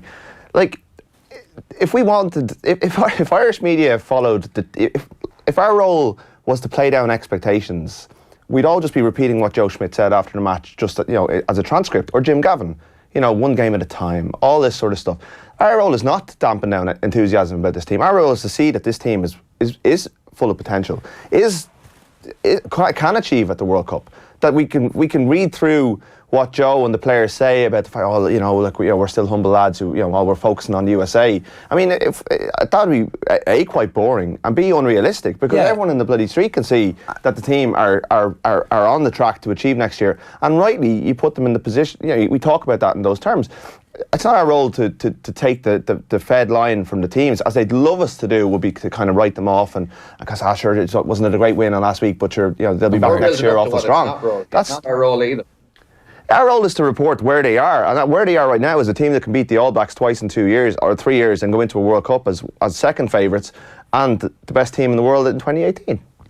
In a curious way. Are we doing that, given the cuttings I read to you? Does that sound like we just won a test match? But they are selective, Ewan. In fairness, you've picked columnists. I mean, there'll be a DVD about this. There'll be the Late Late Show again. It'll be the same. We've been here before, and you know what I mean? It's repeating the same mistakes over and over again. We're doing exactly like we did before and expecting a different outcome. We're not. We should know better. We're not expecting a different outcome from doing the same thing. The team in 07 is nowhere near the strength and depth of the current team. It also has a significant injury to Brian O'Driscoll in a warm-up game, and the team are completely overcooked and vastly underperform from a physical perspective because their training wasn't right. In 2011, they had a coach who was out of his depth in the World Cup. They had a plan A. When plan A didn't work, away you go. In 2015, the team was absolutely devastated with 4 significant injuries, one of which put the end to Paul O'Connell's career, one put Peter O'Mahony out for a year. On top of that, Sean O'Brien is suspended. So 5 of their best players are taken out for the World Cup quarterfinals. I'd like to see that game against Argentina with our 5 best players in it. But also this how time around, the difference this time around is that we've actually got a coach who has taken into cognizance all of those issues and has, in the end, tried to build a team and a depth to the squad. That means that it is different this time. So it's not the same. Yeah, but we could have those injuries. We could have training grievances over the next year. A year out from both of those events, we thought the same thing. This is different. We did not think we had the same strength and depth. We don't know what's going to go wrong in the next year. We have strength and depth in every position with the exception of tight head prop. I would argue that we could probably just about, by the time next year rolls around, survive without Johnny Sexton in a one-off game, maybe. We've just beaten the All Blacks without Conor Murray, so that's not something that we could have done previously. Do you not accept that there's depth that there wasn't before? There is, to a point. I mean, I think if you lose Murray and I think if you lose tight head prop, you're in big trouble. There's 2 injuries. A lot can go wrong. We just lost Murray and we just beat the All Blacks without Murray. Tyke Furlong got injured in 6 Yeah, and as I said, we've beaten All Blacks on the end of a long year, travelling here, who'd already been to Japan, who played England last week, who were missing Sonny Bill Williams. So their excuses are acceptable, but you're talking about injuries. You just used injuries as an excuse for Argentina last World Cup. But that's not. You don't take that into consideration. That's not part of the conversation. It's like we choked in the World Cup quarterfinals because we're chokers. Well, we have been chokers. Historically, the Irish soccer team have won more World Cup knockout games than the Irish rugby team in history. That's a fact, and no one's going to disagree with that because the team has definitely chronically underperformed, but. If you're talking about a sense of perspective, everything that happens from 07 to 2011 to 2015 isn't on this current team.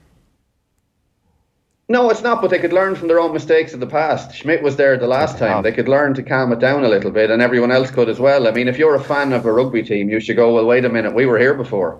That's not trying to make it a damp squid. That's not trying to follow on from what the player's saying. That's just human nature. Jesus, we made this mistake before, a lot could go wrong. Look, year out, and a World Cup is where it's at. Let's see how it goes. I mean, we keep talking that they might do this, they might do that. Show me, don't tell me. Everything Joe Schmidt has done, and David Nisfor above him, since the last World Cup, has been learning from the mistakes that they made in 2015. It's been about increasing depth. It's been about making sure that the key players in every position in the provinces is as much as possible is an Irish player. Ruan Pinar, that was all designed to get John Cooney there so that they could go 4 deep at scrum half. I would argue that Ireland have learned from the mistakes of 2015. They didn't learn, Nisfor actually made this point, they didn't learn from 2011 because the report from 2011 and 2015 were almost exactly the same because they were too reliant on key players and key positions, and they were finding logjams at the provinces. They have done, Schmidt won a game in South Africa and with 14 men, and a week later left out, I think, 4 or 5 key players with the specific goal of creating depth.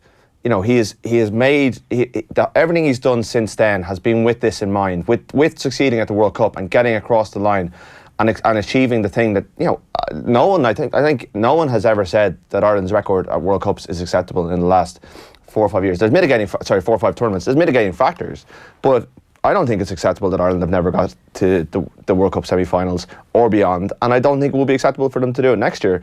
But right now, after Saturday, I don't think it's wrong for us to think that Ireland are one of the best teams in the world and can achieve next year. Yeah. And I don't think we should parrot the party line because Joe Schmidt would be looking more for us to say that it's all about the USA this year or next week and that this didn't really matter. Ewan, in a curious way, does this not just ramp up the pressure on the team in a good way? That actually the level of expectation should be much higher than going out against, let's say it's South Africa, right? On the off chance that they don't beat New Zealand in the first game of the World Cup, and we do end up playing them. But isn't the right thing for the team to have those expectations, and so therefore everybody to have those expectations? Because this team is legitimately good enough to win a World Cup quarter-final.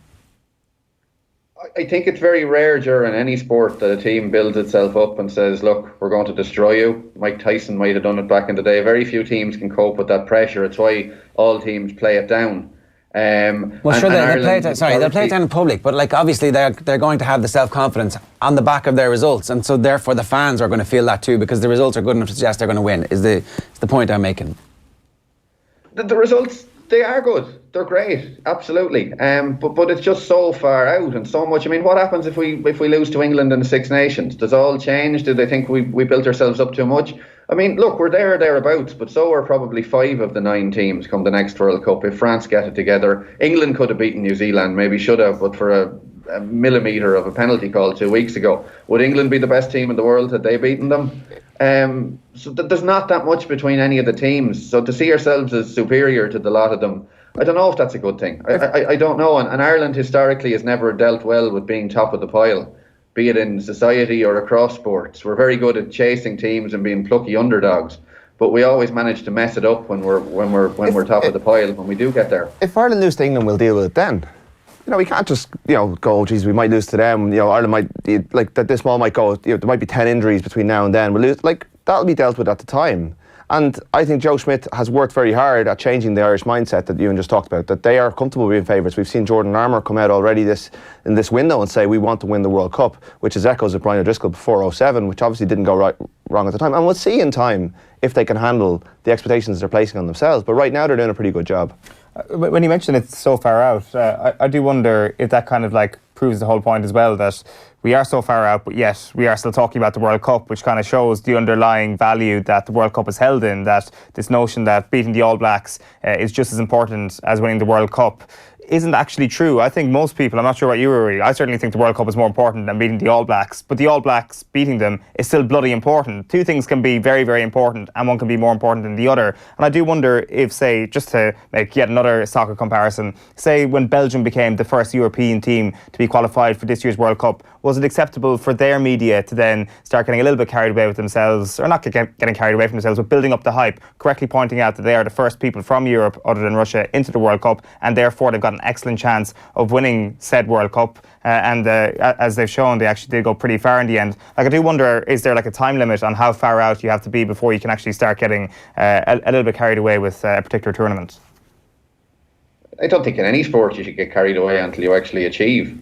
And I think Irish rugby, not just this, I think we have a history of tolerating people getting carried away.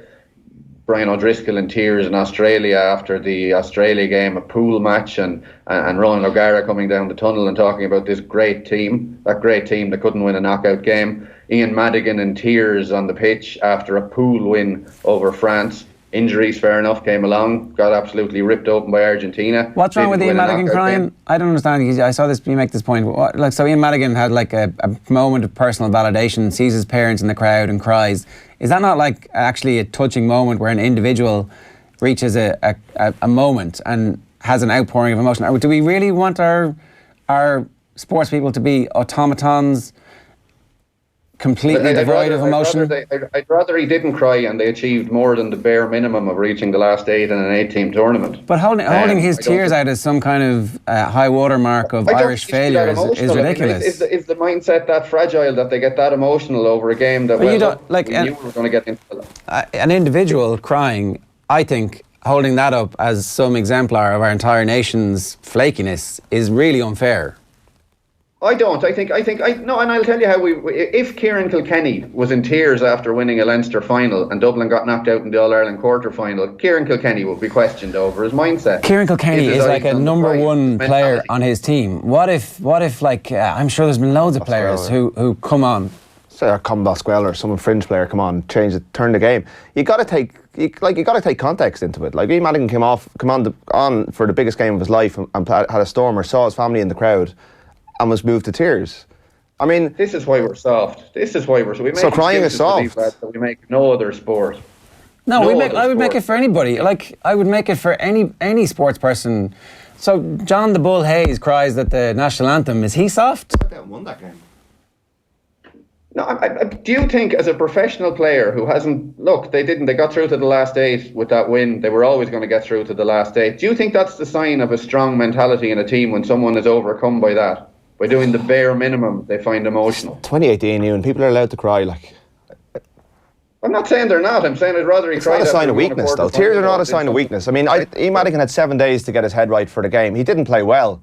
None of them did. But I wouldn't blame it on his tears. Only rugby players go through all this. Only rugby players have come in on short notice. Only rugby players see their family. Only rugby players get the excuses made because we're really soft on them in Ireland. How do you feel about Robbie Brady's emotional scenes when he scored the goal against Italy? I'll tell you what Robbie Brady did. Robbie Brady was on a team that achieved what they weren't supposed to do by getting out of the group and beating teams that were better than them. Ireland didn't achieve what they were supposed to do at that World Cup, which was reach the last 4. Big difference. At the time, it was an achievement. The next week, they went out and they didn't achieve, and the tears were of a different nature. That's sport, that's humanity, that's life. Tears are not a sign of weakness. You could equally blame Ian Madigan's performance on his haircut that week. I mean, you're drawing like it's straws. You're clutching at straws. His performance is based on the fact that he wasn't selected in the team. Johnny Sexton got injured on the eve of the game. He had no preparation. He got pitched in and he didn't handle it well. But I'd like to put it down to his tears and to attribute softness to tears. Like, there's nothing soft about the Irish rugby team. They just didn't perform in a quarter-final when the chips were down, when they had loads of injuries. But I wouldn't write Ian Madigan off as being soft because he cried after a match. This is an interesting point, Ewan. You did mention, I think, in one of your pieces that there is a softness around the way the rugby team are written about, and that I think you did describe the team as soft in your piece on Monday. I'm not sure, and I don't want to put words in your mouth, so if I got that wrong, you did describe them as soft, right? So just explain and expand on that a little bit, will you? Well, I said it's a weird word to use coming off what was granite hard against New Zealand, because that team on the pitch did not give an inch. That was one of the toughest performances you could see in any sport. time after time. How few times did New Zealand break the gain line in the opening hour in particular? But I think when it matters, I think versus other sports teams, they get treated quite differently. And I think because Ireland is so small, no matter how professional they try and be, I think it's a bubble. And when people tell them they're great all the time and give them special treatment and deify them over test wins rather than World Cup results, I think that seeps in eventually. And I look at the questions asked to rugby players. I look at the treatment. I mean, I'd love someone to ask Ian Madigan about his tears. I think had that been Kieran Kilkenny, as I say, I think there would have been a question put to Jim Gavin about what's going on there in the headspace. I look at Rory Best last year showing up at that trial. Now I know the guys were cleared, but I look at his reasoning for that. I look at the fact he turned up, the captain of Ireland, who was on duty during a Six Nations camp. He was off duty. He was off duty. It was a day off. So just let's be 100% clear on all of our facts here, Ewan. Okay. Right. So Okay. Well, I'll tell you. He shows up the day a woman is in the dock who says she's intimidated by Ulster Rugby. He shows up as the Ulster Rugby captain. He says he had to be there legally, which is wrong. He said it was due to someone else's legal counsel asking him to be there because he might be a character witness, which he never was. And just to correct, he said he was advised. He said he was advised. Go on. Yeah, well, that's legal rubbish. That is legal rubbish. You can't. That's your opinion, Ewan. Again, that's just your opinion, right? Someone else's counsel cannot force you to go to court. That's fair enough. Legal. And that's your opinion. And he shows up a day after those vile text messages, regardless of whether the guys were guilty or not at the time. They weren't guilty, as it turns out, but those text messages were vile. He turns up as captain of Ireland on that particular day that the woman is in the dock, and he's there. To someone who says she's intimidated. Okay, why wasn't he asked about that? Well, he was asked about that in the press conference. He was asked about that, but so that is a very big issue which we've dealt with in detail on the show, and people can go back and listen to our coverage around the time.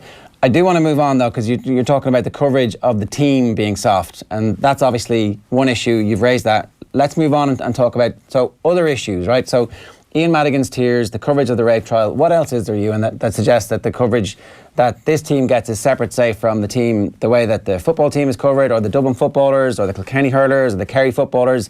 What's different?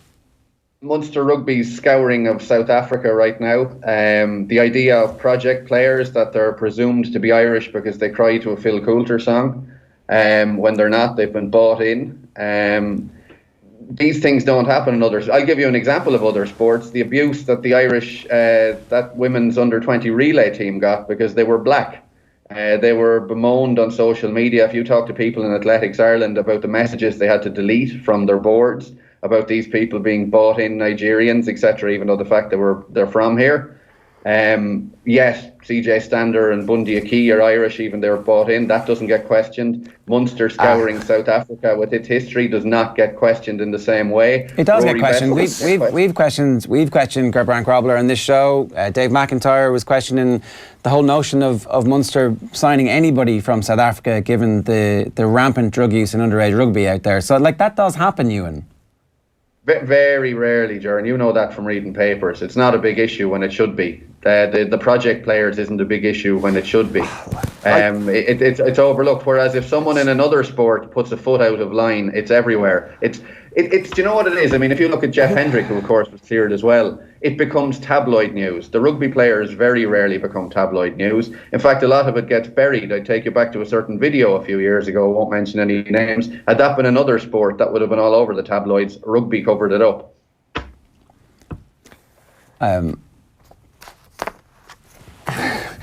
Well, you've grabbed that.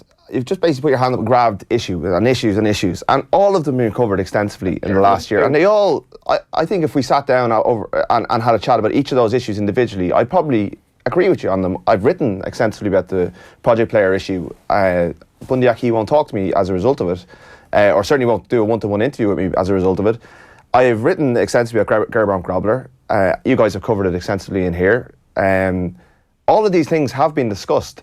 But then when it comes to a game against Saturday, do we need to put in brackets, around Bundy Aki that he's a project player? Or do we trust the reader to make their own mind up on whether they're comfortable with the fact that Bundy Aki moved to Connacht and stayed for 3 years and qualified to play for Ireland and became, and the RFU do exploit those rules, and that's fine. I don't agree with it. I've said it in here. I've written it in my pieces, but I don't hold it against Bundy Aki. people will make their own minds up about Rory Best's legacy. Everyone has the facts. That was covered, more than extensively at the time. Like, I don't think that any of these things are relevant to the way Saturday night's game was covered, because Saturday night's game, taken in the context of the sport that it was played in, was as big as was fittingly covered because of the size of the occasion that it was and because of the ramifications it has over the next year. And if we come back to the issue at hand, I don't think people are getting carried away with this team. I think people are right to believe in this team because in the context of their competitiveness a year out from the World Cup, and whether people think we get carried away, whether people think we gloss over certain things, I don't think so. But Ewan's entitled to his opinion, and he is given a platform here and on various different platforms to give it, and people are allowed to disagree with it. Just on that point, bring it back to the original issue, Ruby Walsh, around, I think it was this week, last year, actually said we celebrate mediocrity in Ireland. The thing is, he was talking about the Ireland team in 1994 as opposed to the current rugby team.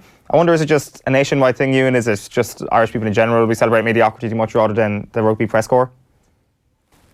To a bit, but I think people know my views on why rugby is pushed a little bit higher. I think it's the ABC One market in advertising. I think it goes back to that special treatment, because I think it's more valuable to certain people. It's more valuable to advertisers, and it's more valuable to media who need the money, because of how advertising departments view rugby. I think that's why it gets more extensive coverage. If you want to talk about adequate coverage, look, I think rugby is the 12th biggest participation sport in Ireland. I think outside of the national team, crowds are poor. I think the AIL is dying a death. So I think it gets more than extensive coverage, and I think it's hyped up in general rather than just one game. One thing on that Rory said on a key and standard, that should we put this in asterisks or in brackets? Well, it's either wrong or it's right. And if it's wrong, yes, you do have to apply it to even the biggest games. It can't be wrong on Monday mornings, but it's right on a Saturday during your biggest wins. That has to be applied consistently across the board if it is to be viewed as a wrong.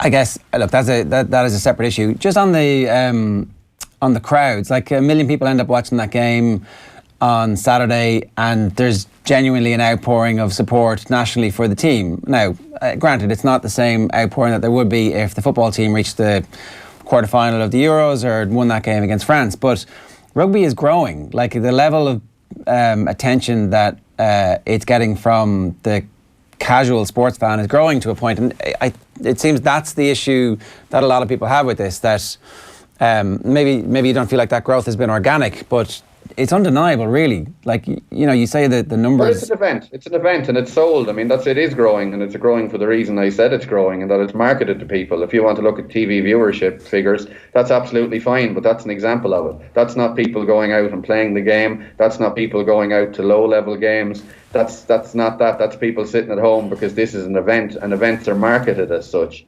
Thus the numbers. Thus the DVDs the last time we beat New Zealand versus when the soccer team beat Germany. Thus the schools rugby magazines, thus the massive coverage that rugby gets in papers and on I just air. kind of agree with... The ads are more valuable when you're talking about it. Ewan, just on your article on Friday, I actually half agreed with one of the points you were making, and it was about the idea of this being a huge national event for everybody, the All Blacks game, that the Aviva Stadium is going to be full, there'll be an absolute rat race for tickets, etc., etc. And when you look at the AIL, numbers are dwindling. You could say it's a failing league, etc., etc. And I personally look at that and I say that's fair enough. But I don't accept that it's exclusive to rugby. I think if you look at the GAA example and you look at the club malaise that they're going through at the moment and the increasing importance on elitism, now numbers at Croke Park this year would probably suggest that it's going in rugby's direction in terms of trending towards full stadiums more often. But there is a divergence between elite sport and lower level sport in all sports, and it's just that rugby is still relatively in its early days of professionalism. GAA will probably get to that stage eventually if it ever goes pro. I think to a point, GAA does have its issues, and elitism and how Croke Park are turning GAA into the show it is have a lot to be blamed for. But their playing numbers of the GAA makes it a hugely wide base at the bottom of the pyramid. The volunteerism at the bottom of the GAA makes it a hugely wide base. Soccer participation numbers at the bottom again make it a hugely wide base. Whereas rugby, I think, is quite top heavy. And to a point, a lot of that is based on winning. If the Irish national team stop winning, and hopefully they won't, I don't know if it's a lot to fall back on. I think it could topple very easily because it's built on these events rather than massive support from the very bottom up. I think the as far as I know, and I haven't got the numbers in front of me, the number of children playing rugby has grown exponentially in the last 20 years. The number of women playing rugby has grown quite significantly, and there's aggressive targets to increase that. But it's starting from a very low base. I've played junior rugby for the last 20 years. It's retired this year, and I've seen a fall off in that at that level. Teams are struggling to field. I agree with you on that as a specific issue. But rugby came from a low base. It never had the widespread playing numbers that it had. It's an incredible marketing success, the Irish rugby team. As well as everything else, they have put in place a jersey that people want to be part of. That has, because of the Irish football team's lack of success, probably surpassed that for right now. But I think the base level will always be stronger for Gaelic football, hurling, and the Irish football team. But if people want to watch if a million people want to watch a match and there's a massive demand for tickets, I think it's very easy to dismiss them as event junkies and all that sort of thing. I think the people of Ireland, by and large, have bought into this team, for better or worse. I think the provinces have probably taken the AIL crowds away. The playing numbers have either stayed the same or dropped off a little bit, but that's probably because of the nature of the game. And I think the success of the national team has carried a whole load of the middle ground with it, which probably won't manifest in boots on the ground, and that's a challenge for the RFU. But I don't think that those people investing in the sport, paying for TV, listening to us here, going to games, buying tickets is a bad thing. It's up to the RFU to try and get them into their clubs. But I don't think it has any relevance to Saturday night, really, because Saturday night is professional sport, is a team achieving on its own merits. What I would say, rugby has a huge opening right now. I know they're selling that land, is it in West Dublin, for 23-24 million euros. That's a lot of money. Soccer is on its knees at the top level. We saw that last night. We've seen it all year. GAA is not going well. Dublin are taking over, and the GAA doesn't know what to do about it. I do think, you're right, 1 million people are watching Ireland beat New Zealand in rugby. I think if that money is invested well and they can stop almost exclusive feed of top players coming through private schools and open that up a lot more than they are, and that money is spent wisely, there is a massive opening for rugby because of its own success right now at the top, but also because of the struggles of others. Yeah, I think that's a key point. I think that's making a lot of people uncomfortable because the marketing campaign was that this is rugby country, and obviously it was bollocks at the time, but it might not be in 10 years' time if the growth continues the way it is. Yeah, absolutely. The GAA do not know what to do about Dublin. They don't know how to get club players playing every week. They're letting the tail wag the dog. As we know, soccer is in big trouble. If John Delaney doesn't get the UEFA vice presidency in 2020, who knows how long we're stuck with him for, and nothing will change. What are you going to watch? I say it's only a friendly, whatever. We can argue that all day. But of course, you're going to watch Ireland, New Zealand rather than Ireland, Denmark, because just on an entertainment point of view, they're worlds apart right now. Ewan, you'll be glad to know most people are texting us in support of you. Paul Morrissey says Ewan MacKenna dropping common sense bombs. Kieran Fortune says exactly, if we can't celebrating after beating number one in the world, then when can you? Rob Hartigan says Ewan MacKenna preaching here, unbelievable rubbish being spouted about a glorified challenge match over the last few days. Thomas Flynn, I don't know if it's that Thomas Flynn, says I like this Ewan MacKenna. Bernard Town says can't believe I'm agreeing with Ewan. The fanfare around winning the test match is embarrassing. Shall we have another play or DVD? Hashtag OTBAM. Cian Ryan says, when are Ireland getting presented with the best team of the year trophy for 2018? Oh wait, it'll be handed out in 2019 when that team wins the World Cup. Scott Hamilton says, what sports event was bigger on Saturday than the Aviva game? Darragh O'Toole then is waiting in. Really well said, Rory. Bernard Town is back in, says Ger Gilroy has now lost perspective and is driving the bandwagon. McKenna has nailed it with the Dutch beating France in the Nations Cup. Are they losing the plot? Declan Custon says Wales, South Africa, England and New Zealand will be better, much better in 11 months. Will we be much better? We'll have to be. If everybody else is going to improve, why wouldn't we? Why is the assumption that we peaked? That's the next challenge. Throw in the towel, lads, before Ewan lands a swift uppercut and knocks the three of you out. We love a good bandwagon here. All aboard, hashtag OTBAM, says James Keaty, who kind of, I think, is on both sides with that one. I guess, Ewan, the main thing really is your biggest issue seems to be with the exclusivity of, which is driving the marketing. And yet, if the marketing wasn't landing with people, if it wasn't resonating with people, it wouldn't work. You can't market bollocks. No, I agree, and I guess if an organic view of sport that might be outdated, that probably is outdated. I like the idea of something forming naturally, and I'd be with Bill Hicks on the idea of people who work in marketing. Satan, I think you referred to them as. I just hate the idea of artificially shunting something because you watch it because it's worth money to elites. And I just don't like that about sport. But that is the new worldview of sport, probably. And as I say, maybe I am outdated on that, and I'll never like it, but that seems to be the way it's going. I look at the Premier League taking over the world, no matter where I sit in a bar, from Hong Kong to the United States. Liverpool and Man United are on my TV. There's nothing natural, there's nothing local about it. I just think it's overblown. I think the wins are overblown. I think the love-in is overblown. I think the attention is overblown, and I think I know why that is. I think I know it's because I say those ABC ones. For people who don't know, that's what people in your advertising department will call upper class, upper middle and lower middle class.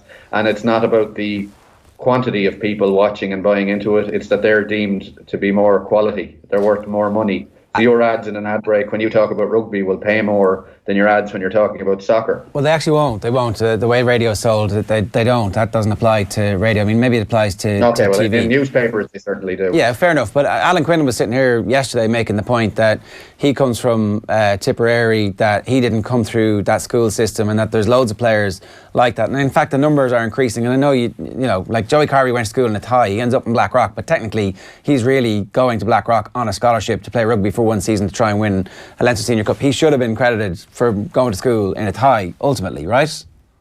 I don't know. I don't know the work that was done. I know the school. Well, we both know the school. We both know Scullow in Athy, and I don't know how much rugby work was done there. No, so it was in the club. The point about that is exactly, it was in the club. It was in the Athy Rugby Club, where his dad is obviously some kind of genius coach who brings him down, and he comes through the club system. The schools are still picking off the best players, which, you know, is not necessarily the best thing for the sport in the long run, but actually it does expose them to unbelievable coaching. So the school system, while being on the face of it purely elitist, is actually also the final stage of the academy system before they end up going to Leinster academies. Well, yeah. It is. Now, I don't know if this is improving. It's 19 of the 22 players we could class as Irish who played on Saturday. 19 of them went to private schools that financially is out of the reach of most people. And after 15 years of golden generations of Irish rugby, it's a little bit disappointing that hasn't devolved. I've gone through the stats. People keep talking about, there's the club route. You look at the academy sides in Leinster and Munster, you look at the provincial sides, it's not getting better. But I'm saying you're including Joey Carby in that 19 of the 22 because he finishes his education. Well, he spent, what did he spend from 12 to 15? He played rugby in Athy. Now I'm open to correction. I think he had 1 year in Blackrock. Yeah, 17, I think. He had 1 year in Blackrock. They changed the rules afterwards, said that you can't come in for 1 year after. Okay, well then 18 of the 22, if we're going to go that way. And those stories are great. I mean, I look at Tyke Furlong. I love the guy. I love his story. I love that sort of thing. I just wish we'd see more of it, because maybe we could get more of a connection, because there still is that view of old money in Ireland when you can afford 19,000 a year to go to Clongowes or whatever else.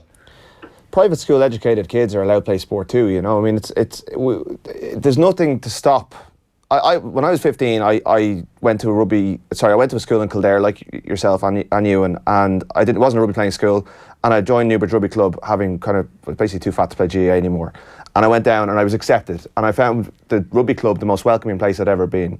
And I played, and then I went to UCD, which, when I first came into contact with the private school lads, and I was accepted, and it was fine. They were better than I was. They were better trained, better coached. They put way more hours in. One of my schoolmates was way better than I was, and he ended up playing sevens for Ireland, Kevin Croke. Kevin had every opportunity to get to that level, having come through the system, as everyone does. But you are at a disadvantage. Ewan is right. And if you can afford to go to a private school, you're effectively registering into a full-time academy. And it is Rugby's challenge to fix that. But again, I don't think the fact that 18 of the team went to private schools, plus Joey Carby, takes away from the achievement of Saturday night. That was 23 Irishmen. You can argue the point about Bundy Aki and TJ Stander, but 23 players representing Ireland that went out and won against the number one ranked team in the world. And I don't think that where they went to school really matters in that sense. I would like to see the access more fairer, but I think it's very hard for clubs to do that. if you are in training 4 nights a week doing video analysis as part of your schoolwork, that's really hard to compete against when you're in a basketball school and you're training twice a week. That's just the nature of it. If you're on a Dublin development panel and you're training, if you're getting that attention and you're outside the panel and you're trying to, have a growth spurt and you're trying to catch up, that's really difficult. That's life. That's elite sport. That's unfortunate. Okay. But they're representing Ireland. They're Irish. The Irishmen. That just because they went to a private school doesn't mean the ABC ones love it, doesn't mean that the achievement is diminished. We'll have to come back to that again some other time because we've gone about 55 minutes over on our slated 15-minute debate there. Rory in studio, Ewan in Brazil. Thanks, guys, for joining us on the show this morning. Finally, some news from the AIBA World Championships in India. Kelly Harrington has won her quarter-final against Caroline Vare with a unanimous decision, advancing to the semi-finals, which guarantees her a bronze medal. Harrington, a silver medalist at light welter in the 2016 World Elites in Kazakhstan, has now won her second successive medal at this level. The semi-finals are on Thursday. An Irish woman has medalled at every World Championship since 2006. That's all from us this morning on OTB AM. Owen Eastwood joins us on Leaders' Questions with Stuart Lancaster today from 12:30 across the Off the Ball social channels. I'll be back then. Good luck. OTB AM. Thanks to Screwfix.ie, championing the trade with a dedicated call centre.